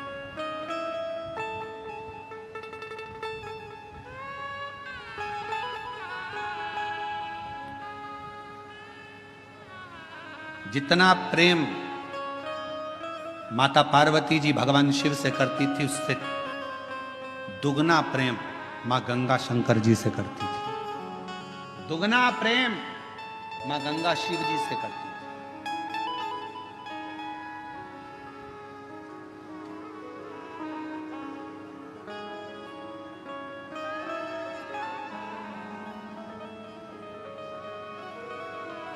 एक दिन पार्वती जी को मालूम पड़ा कि जितना स्नेह मैं करती हूँ, जितनी पूजन मैं करती हूँ, उतनी ही मेरी बड़ी बहन शिवजी से करती है, शिवजी की आराधना करती है, गंगा जी शंकर की पूजन करती है, उतनी।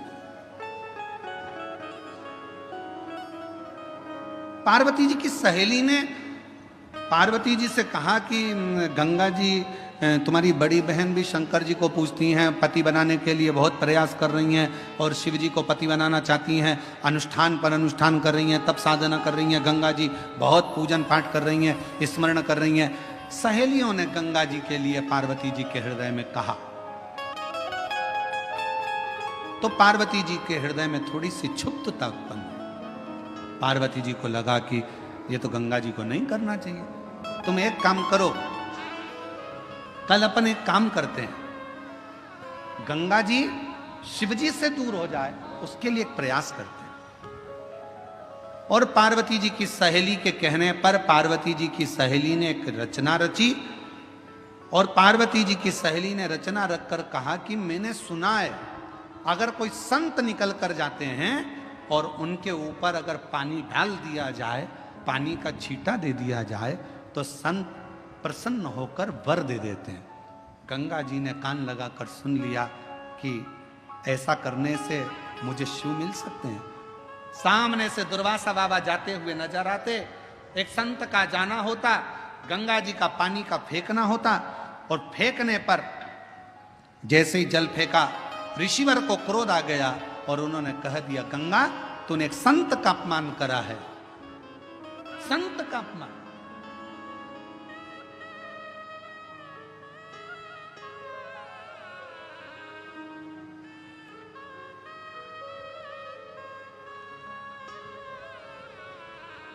गंगा जी ने हाथ जोड़ लिया।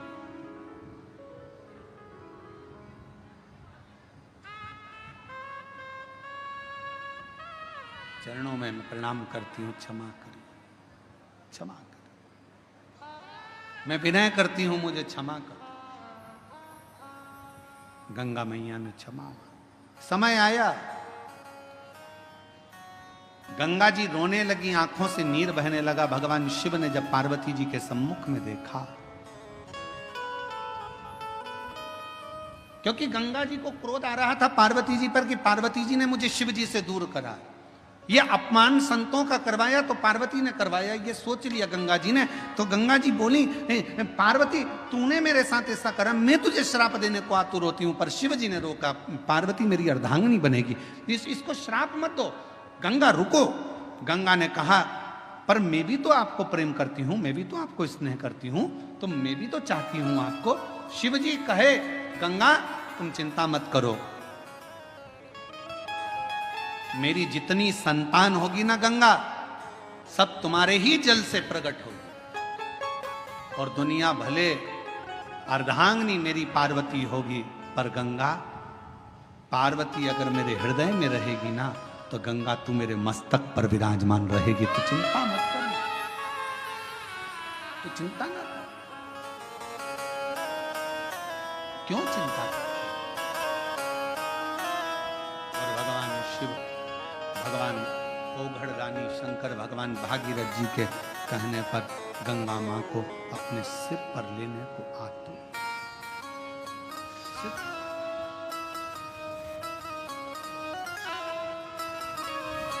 क्या नहीं देखा? भागीरथ जी ने जो मांगा भागीरथ जी को दिया, लंकापति रावण ने जो मांगा वो लंकापति रावण को दिया।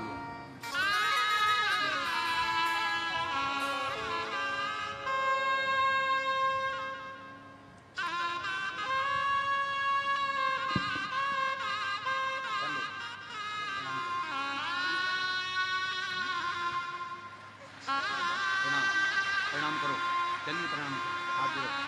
प्रणाम करो, प्रणाम करो, प्रणाम। चलो जाओ, प्रणाम करो, प्रणाम करो।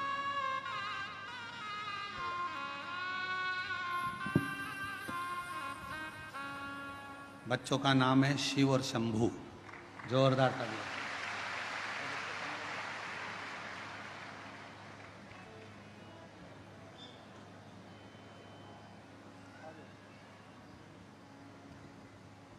रावण को बाबा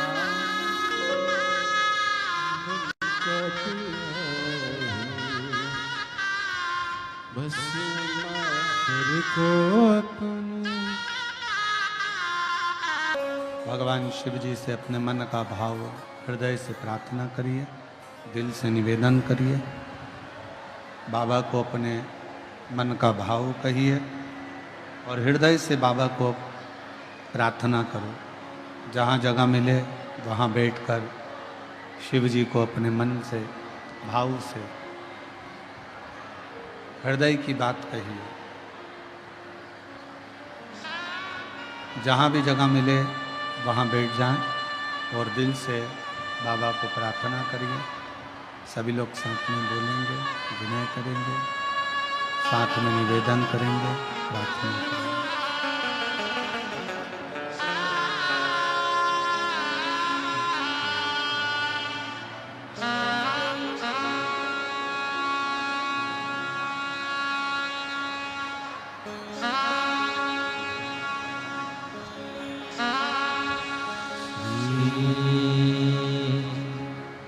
शिवाय नमस्तुभ्यं। श्री शिवाय नमस्तुभ्यं। श्री शिवाय नमस्तुभ्यं।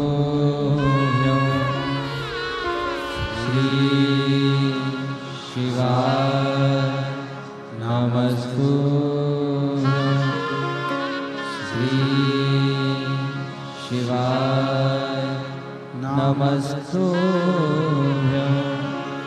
भोला सब दुख काटो हमारा, भोला सब दुख काटो हमारा। शिव शंकर जपू तेरी माला, भोले बाबा जपू तेरी माला। भोला सब दुख काटो हमारा, भोला सब दुख काटो हमारा। शिव मंगल मंगलकारी, शिव मंगल मंगलकारी। शमशान वासी हमारा, शमशान वासी हमारा। भोला सब दुख काटो हमारा, भोला सब दुख काटो हमारा।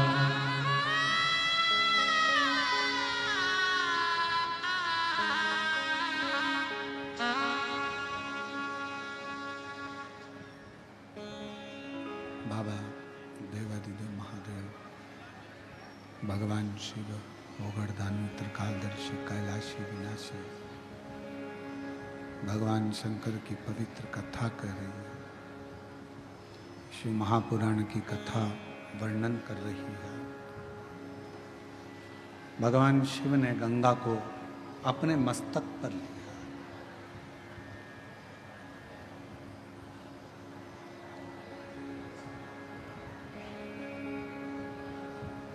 यदि जगत कल्याण की अगर कोई बात करे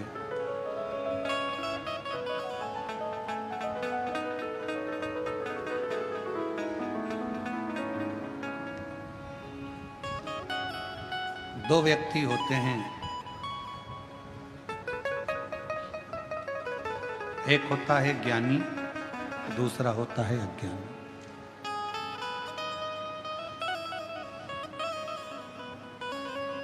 ज्ञानी व्यक्ति की वाणी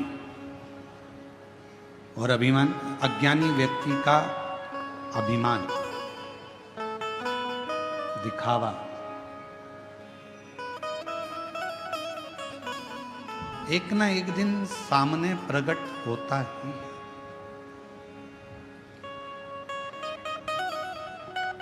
ज्ञानी की वाणी आपको बता देगी कि आप सामने वाला व्यक्ति कितना ज्ञानवान है।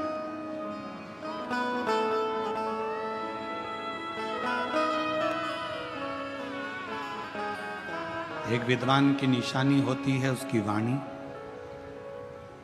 वो वाणी उसकी बता देती है कि इसमें कितनी विद्वत्ता है। बट वृक्ष की छांव बता देती है कि बड़ का पेड़ कितना पुराना है। उस बड़ के पेड़ के नीचे की शांति बता देती है कि उसके नीचे शीतलता कितनी है। उसी तरह एक विद्वान व्यक्ति की वाणी आपको बता देती है कि उसकी वाणी की शीतलता कितनी है और उसके चरणों का सुख कितना है। अज्ञानी का दिखावा और ज्ञानी की वाणी। जैसे ही गंगा मैया पृथ्वी पर आ रही थी और भगवान शंकर ने गंगा जी को मुख ऊपर कर कर देखा, तो गंगा कल कल कल कल की ध्वनि कर कर पृथ्वी पर आई।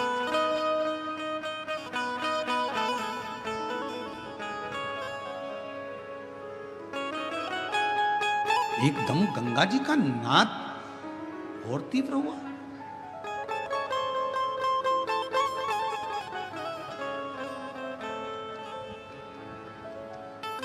और गंगा जी का नाद एकदम जब तीव्र हुआ तो शिव जी ने फिर शीश को ऊपर करा और गंगा जी को देखा।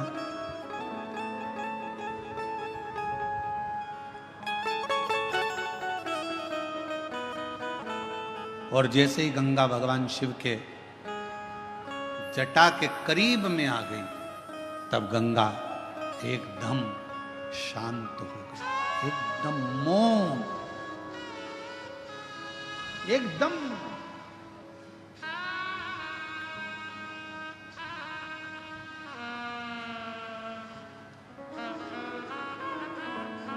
पूछा भागीरथ जी ने गंगा जी से कि तुम इतना कल कल कर कर बहकर आ रही थी, इतना तीव्र से तुम्हारी गर्जना हो रही थी, इतना तेज बहाव के साथ तुम चिल्लाती चिल्लाती गर्जना करती, भयंकर नाद करती करती आ रही थी और शिवजी की जटा के करीब में आई और एकदम मौन हो गई। तो गंगा जी ने भागीरथ बाबा से कहा, मुझे मालूम नहीं था कि जो मुझे अपनी जटा में झेल रहा है वो कोई साधारण नहीं है। उसके करीब में जाते से ही एक मौनता धारण करने पर सब कुछ प्राप्त हो सकता है। वो शिव है, वो कर्पूर गौरम करुणावतारम संसार सारम भुजगेन्द्रहारम सदा वसन्तं हृदयारविन्दे भवं भवानी सहितं नमामि।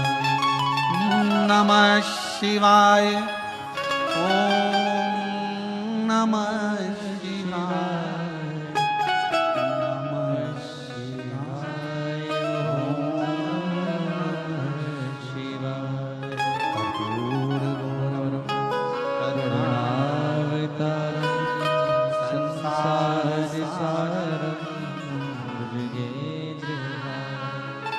नमः शिवाय। ओम नमः शिवाय। नमः शिवाय।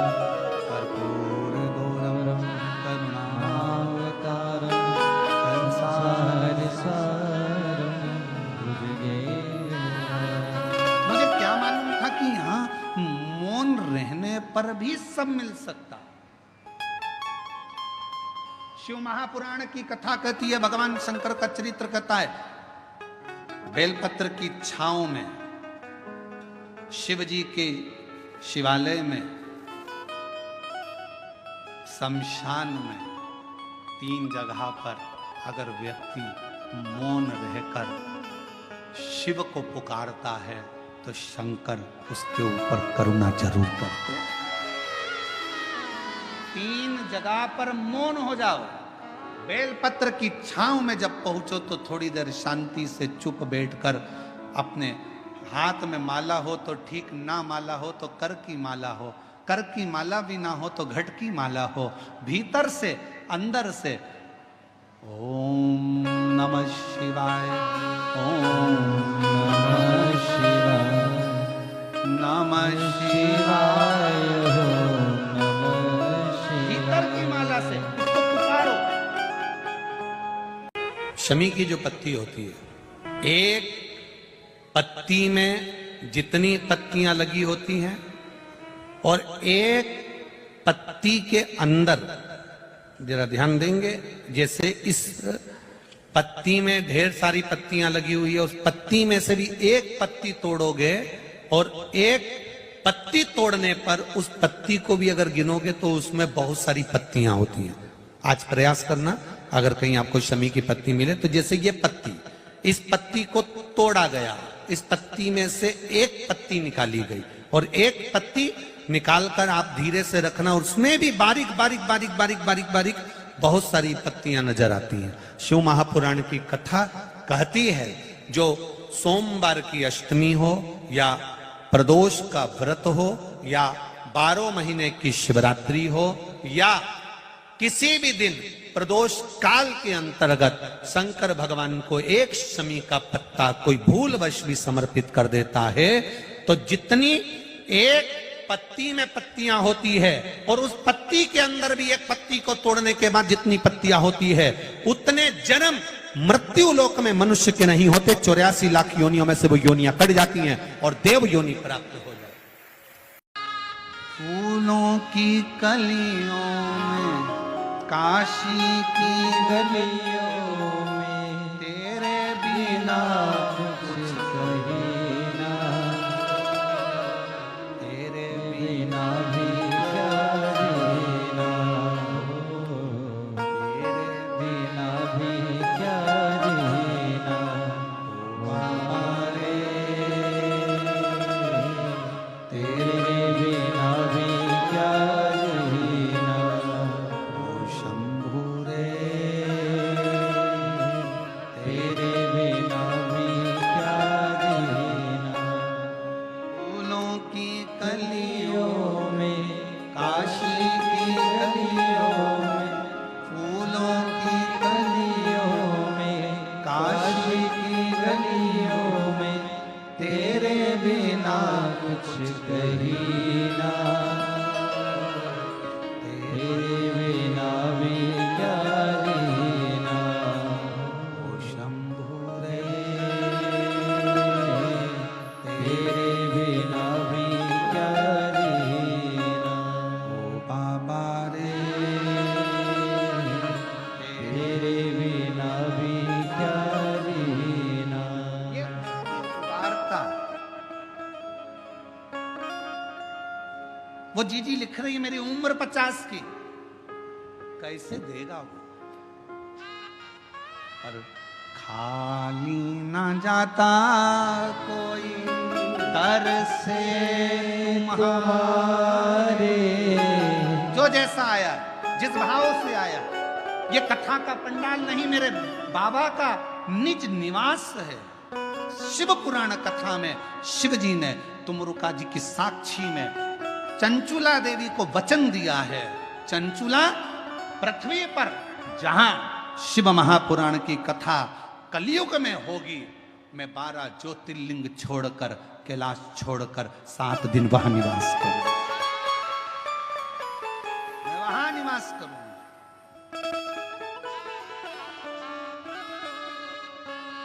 और जो जैसी भावना लाया वो ऐसा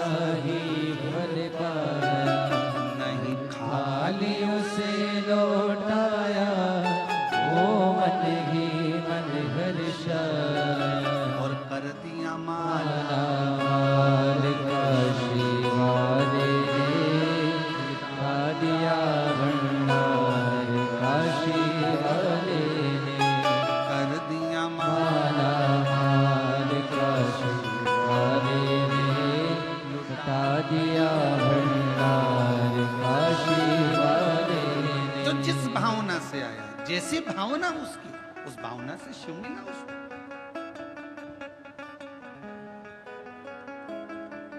अब इतनी लाखों की भीड़ में पंडालों में जगह नहीं है, लोग बाहर बैठे हुए हैं, गाड़ियों पर चढ़े बैठे हैं, जगह नहीं, रोडों पर बैठे हो। इतनी लाखों की भीड़ में आपके अंदर क्या है, क्यों आए हो, क्या मांगने आए हो, क्या लेने आए हो, शिव से क्या कहने आए हो, हमको थोड़ी ना मालूम, हमको नहीं मालूम। पर आप जिस भावना से आए हो, जिस भाव से तुम पहुंचे हो, शिव को देता है।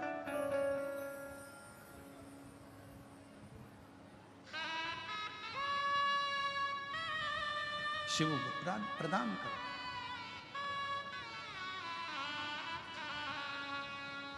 तीन स्थान पर अगर मौन भी बैठे हो तो शिव देता है।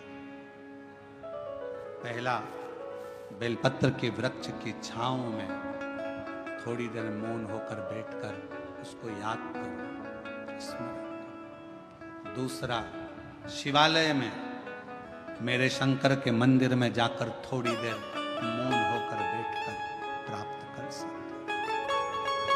तीसरा, शमशान में अगर कोई मुर्दे को जलाने के लिए गए हो, शमशान तक पहुंचे हो, तो थोड़ी देर अगर वहां बैठने का मौका मिला है तो वहां बैठकर ठिठोली नहीं करना, हंसना नहीं, तेज बात नहीं करना, बहुत तेज चिल्लाना नहीं, मौन। मुर्दा जल रहा होगा, रिश्तेदार उसको जला रहे होंगे, तुम्हें मौका मिला है शंकर से 2 मिनट बैठकर मौन रहकर बात करने का।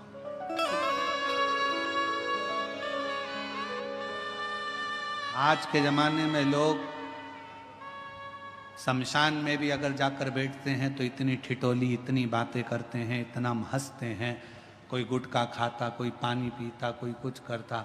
आधे से ज्यादा एंजॉय तो लोग मसान में कर लेते हैं। मौका मिले, सेवा करने का मौका मिले तो कथा, अगर आपके नजदीक में शिव पुराण की कथा हो रही है, सेवा करो। जैसे कई माताएं पानी की बोतल लाती हैं, कोई पाउच लाता है पानी का, कोई टॉफी लाता है, कोई बिस्कुट लाता है, कोई खाने का सामान लाता है। हम इधर रोड से आते हैं, हमने देखा कि वहाँ पर राजस्थानी माहेश्वरी समाज की ओर से स्टॉल लगा हुआ है, लोगों को कभी खिचड़ी कभी पोहा बांट रहा है। इधर तो हम गए नहीं तो हमको मालूम नहीं, 4-5 रोड है, हम कोई एक ही रोड से, जजमान हमारे को जिस रोड से ले जाते हैं वहीं से चले जाते हैं। हमने देखा और ये विश्वास कहता है, जैसे इधर राजस्थानी महेश्वरी समाज स्वल्पहार बांट रही है, तो मेरा मन कहता है, मेरा विश्वास कहता है कि जितनी रोड होगी, सब रोडों पर कोई ना कोई समाज किसी ना किसी रूप में सेवा जरूर कर रही है। कहीं पे सेन समाज बैठी है तो वो कटिंग दाढ़ी फेरी कर रही है, कहीं पर कोई बैठा है, कहीं किसी रूप में बैठे हैं। मैं सारी समाजों को मैं हाथ जोड़कर नमन करता हूं आपके चरणों को कि इन पूरे भारत की भूमि पर अगर कहीं एकता देखना हो तो एक बार शिव महापुराण की कथा में आकर देखो, सारी समाज लगी रहती है। विशाल संचेती जी तो इसको आगे कथा को लेकर आए, संचेती परिवार तो कथा लाया है, जीवन जी तो कथा लाए हैं, ये पूरा परिवार कथा को लेकर आया। संचेती परिवार, रविंद्र कुमार जी हुए, जीवन जी हुए, ये सब कथा को लेकर आए और इनकी मित्र मंडली और इनके सारे साथी इस कथा को लेकर आए हैं। पर इस कथा को सबसे ज्यादा संभाल रहा है तो पूरा बेजापुर का एक एक बच्चा संभाल रहा है। प्रशासन, यहाँ के कलेक्टर महोदय, एसपी, आईजी, डीआईजी, कमिश्नर, यहाँ के एसडीएम, यहाँ के टीआई, यहाँ के तहसीलदार, यहाँ के एक एक मिनिस्टर, मंत्री, सांसद, विधायक, अध्यक्ष, उपाध्यक्ष, यहाँ के जो भी पदाधिकारी गण हैं वो इस पूरी व्यवस्था को संभालने में लगे हुए पूरी।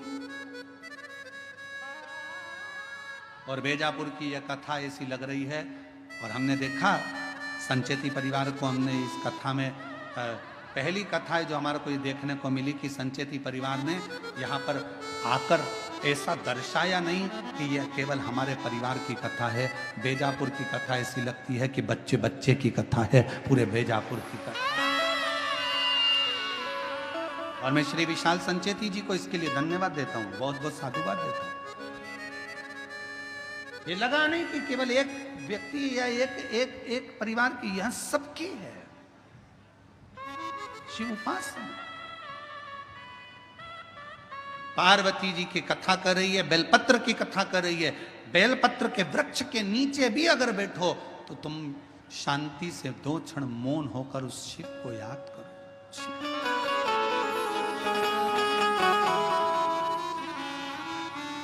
आप शंकर जी के मंदिर जा रहे हो तो उस शिव को याद करो।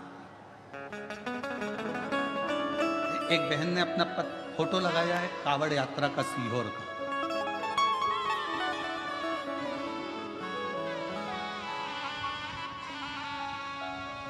कावड़ यात्रा का उसने फोटो लगाया है बहन ने, और सीहोर की कावड़ यात्रा का फोटो उसने पूर्व का लगाया, और उसने पत्र में लिखा, मैं वैशाली दिलीप शर्मा सुख शांति नगर बेजापुर की रहने वाली हूँ, कहीं बैठी हो तो आ सकते हैं एक बेलपत्र लेने के लिए। मैं दिलीप शर्मा, वैशाली दिलीप शर्मा सुख शांति नगर बेजापुर की रहने वाली हूँ।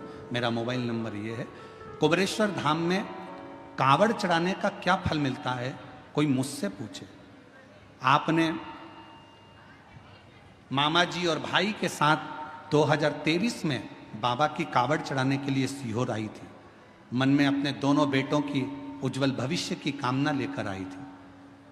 आप कथा में कहते हो कि सीहोर की प्रदोष की जो कावड़ चलती है और बाबा को जो जल चढ़ाया जाता है, जो मांगा जाता है वो मिलता है। मैं उस कावड़ में पहुंची, मैंने अपने दोनों बेटों के लिए जो जो मांगा मेरे बाबा ने उस कावड़ में मुझे दिया। मेरा बड़ा बेटा MBBS डॉक्टर बन गया और दूसरा बेटा मेरा IT इंजीनियर बन गया। और बाबा की कृपा से 1 साल के अंदर बाबा ने मुझे इतना दे दिया कि कोई कमी नहीं छोड़ी। ये सीहोर की कावड़ का एक प्रताप है।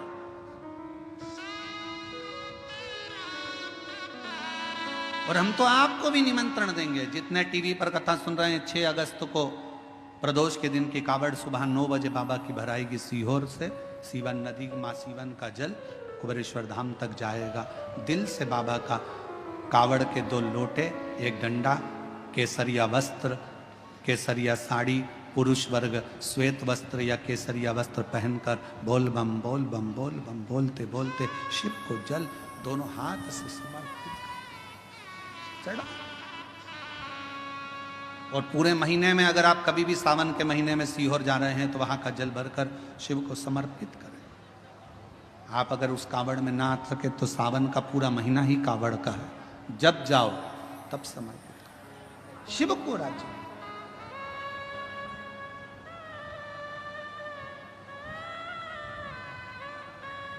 तीन स्थान पर मौन बैठने पर भी कुछ मत मांगो तो भी शिव दे देता है। कुछ मत मांगो,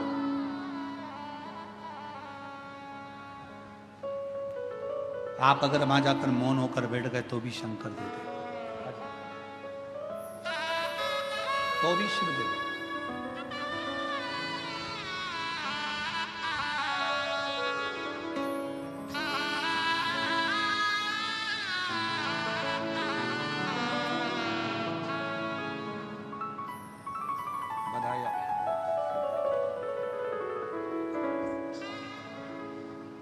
शिव तत्व की प्राप्ति क्यों ना। एक सुंदर सी कथा शिव महापुराण के अंतर्गत आती है।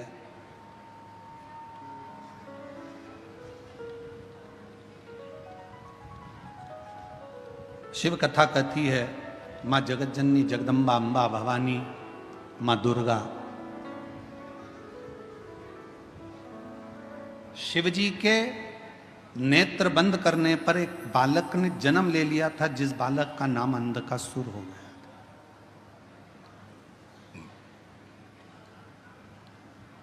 पार्वती जी ने उस बच्चे को अपनी गोदी में ले लिया। ये मेरा पुत्र है, ये मेरा बेटा है। समझाया, भगवान शंकर ने बहुत समझाया कि देखो पार्वती ये तुम्हारा पुत्र नहीं है, इसको समुद्र में डाल दो, पर पार्वती जी मानती नहीं है।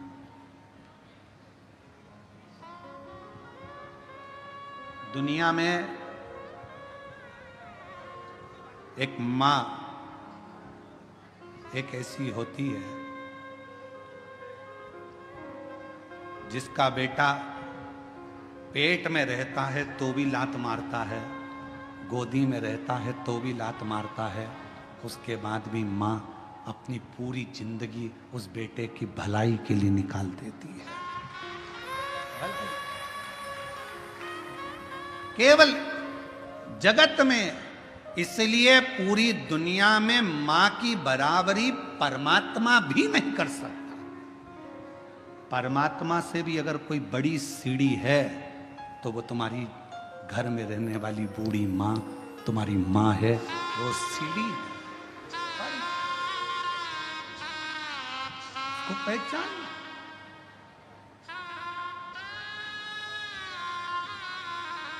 फिर निवेदन करूंगा, लोगों को हमारी बात का थोड़ा बुरा ज़्यादा लगता है तो हमारी बात का बुरा लगे उससे पहले ही आपसे कह देता हूं कि मेरी बात का बुरा लगे तो क्षमा करना, पर कहूंगा जरूर। खाया बिना रह जाऊं पर बोले बिना नहीं रह सकता, इसलिए कहूंगा जरूर।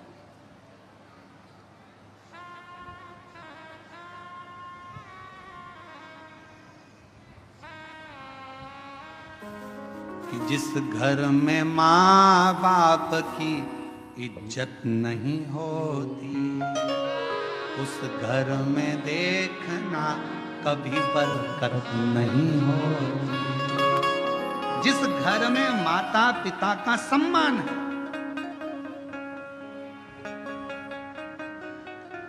माता पिता का जिस घर में सम्मान, और फिर कहूं, पत्नी अगले जन्म में मिलेगी, बच्चे अगले जन्म में मिलेंगे, तुम जो जन्म लोगे हर जन्म में तुम्हें पत्नी भी मिलेगी। वो कहते ना, तुम गधा भी बनकर पैदा हो गए तो पत्नी मिलेगी, कुत्ता भी बनकर पैदा हो गए तो भी पत्नी मिलेगी, बच्चे भी मिलेंगे, खाने को भी मिलेगा, पीने को भी मिलेगा। पर हर जन्म में जो मां इस जन्म में मिलती है वो हर जन्म में नहीं मिलती है। मां एक बार इज्जत करो, सम्मान करो, सत्कार करो। थोड़ा ऊंचा नीचा बोल भी देना तो उसके वचन का बुरा मत मानो, बहुत प्रसन्नता में जवाब दो उसको, मां है। अंधकासुर को गोदी में ले लिया मेरे शिव जी ने, मेरी पार्वती जी ने, और कहा ये मेरा पुत्र है। शंकर भगवान कह रहे हैं ये नेत्र बंद करने के बाद हुआ, इसको फेंक दो। नहीं, मां मां होती है।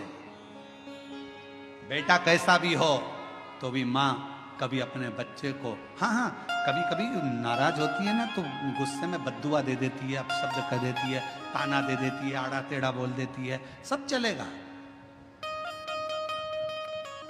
सब। पर मां से बड़ी कोई दौलत नहीं है।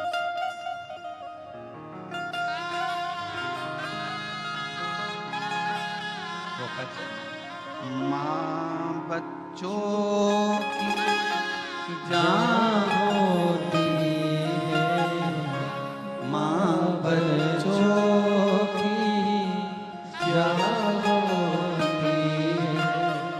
वो होते हैं किस्मत वाले जिनकी माँ होती है। कितनी शीतल कितनी प्यारी प्यारी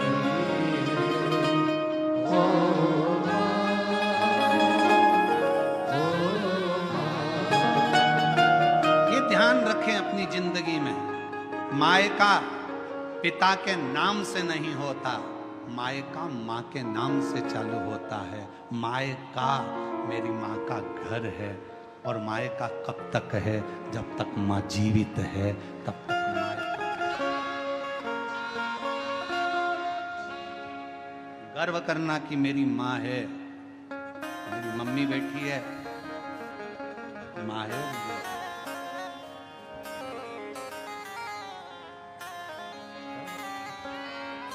अंधकासुर को बड़ा समुद्र में डाल दिया, समुद्र में हिरण्याक्ष ने पाल पोस के बड़ा कर लिया। हिरण्याक्ष ने अंधकासुर से कह दिया तेरी कोई बाप नहीं, तेरी कोई माँ नहीं, तू पानी में बहकर आया था, मैंने तेरा पालन पोषण करा, मैंने तेरा पालन पोषण करा।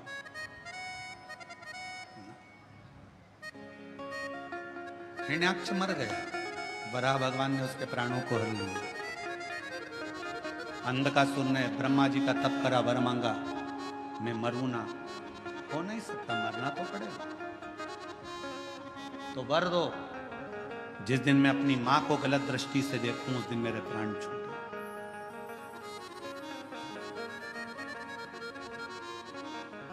शिव पुराण की कथा कहती है जिंदगी में मनुष्य के हाथों से ऐसा कोई दिन नहीं निकलता जिस दिन मनुष्य के हाथ से कोई पाप नहीं होता।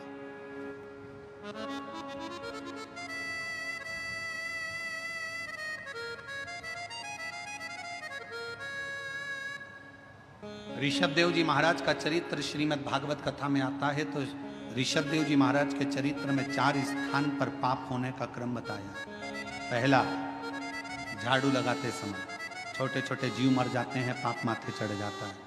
ऋषभ देव जी महाराज का चरित्र श्रीमद् भागवत में कहा। दूसरा, कपड़े धोते, नहाते, बर्तन धोते समय छोटे छोटे जीव मर जाते हैं, पाप माथे चढ़ जाता है। तीसरा, अग्नि जलाते समय, गैस जलाते समय, चूल्हा जलाते समय, लाइट जलाते समय छोटे छोटे जीव मर जाते हैं, जिसका पाप माथे चढ़ जाता है। चौथा, ऋषभ देव जी महाराज का चरित्र कहता है जब पैदल चलकर जाते हैं तो पांव के नीचे छोटे छोटे जीव मर जाते हैं। श्रीमद् भागवत में ऋषभ देव जी महाराज का चरित्र कहता है कि 4 स्थान पर हर व्यक्ति से पाप होता है। हर व्यक्ति के मस्तक पर पाप की गठरियां बंधी होती है, पर वो पाप कहां समाप्त होता है? शिव महापुराण की कथा कहती है जब हम किसी बेलपत्र के वृक्ष के नीचे से निकल कर चले जाते हैं तो हमारे मस्तक पर चढ़ा हुआ सारा पाप एक क्षण में समाप्त हो जाता है। एक क्षण में बेलपत्र के वृक्ष की छांव हमारे संपूर्ण जीवन के पापों को समाप्त कर देती है। इसीलिए रोज पाप होता है तो रोज बेलपत्र के वृक्ष के नीचे 1 लोटा जल चढ़ाया करो, या बेलपत्र के वृक्ष के नीचे से निकल कर जाया करो। अपने मोहल्ले में, अपनी कॉलोनी में अगर कोई बेलपत्री का पेड़ हो तो तुम्हें जाना उधर से है तो पति से कहना इधर से ले चलो, उसकी छांव में से थोड़ा सा निकल कर चले जाएंगे तो हमारी जिंदगी के पाप करना समाप्त हो। अंधकासुर ने मांगा कि मां को गलत दृष्टि से, उसको मालूम नहीं था कि पार्वती मेरी माता है, और पार्वती मैया को ही गलत दृष्टि से देख लिया। शिव जी ने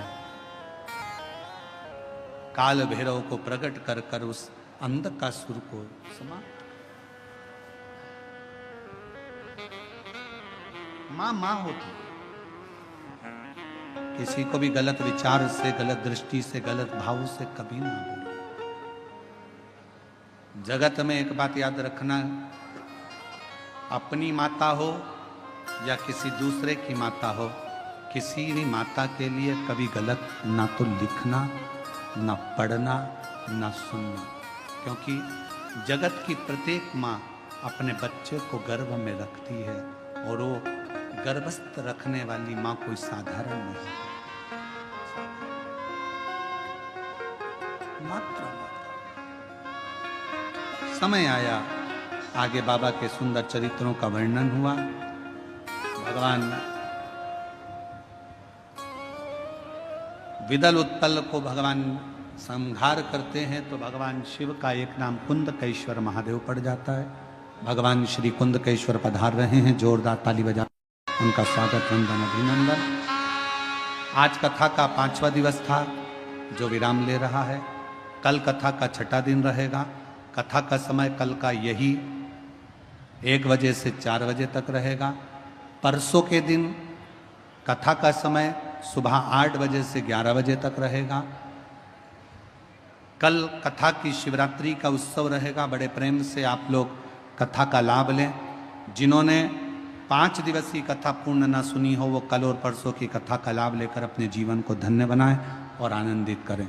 हर हर महा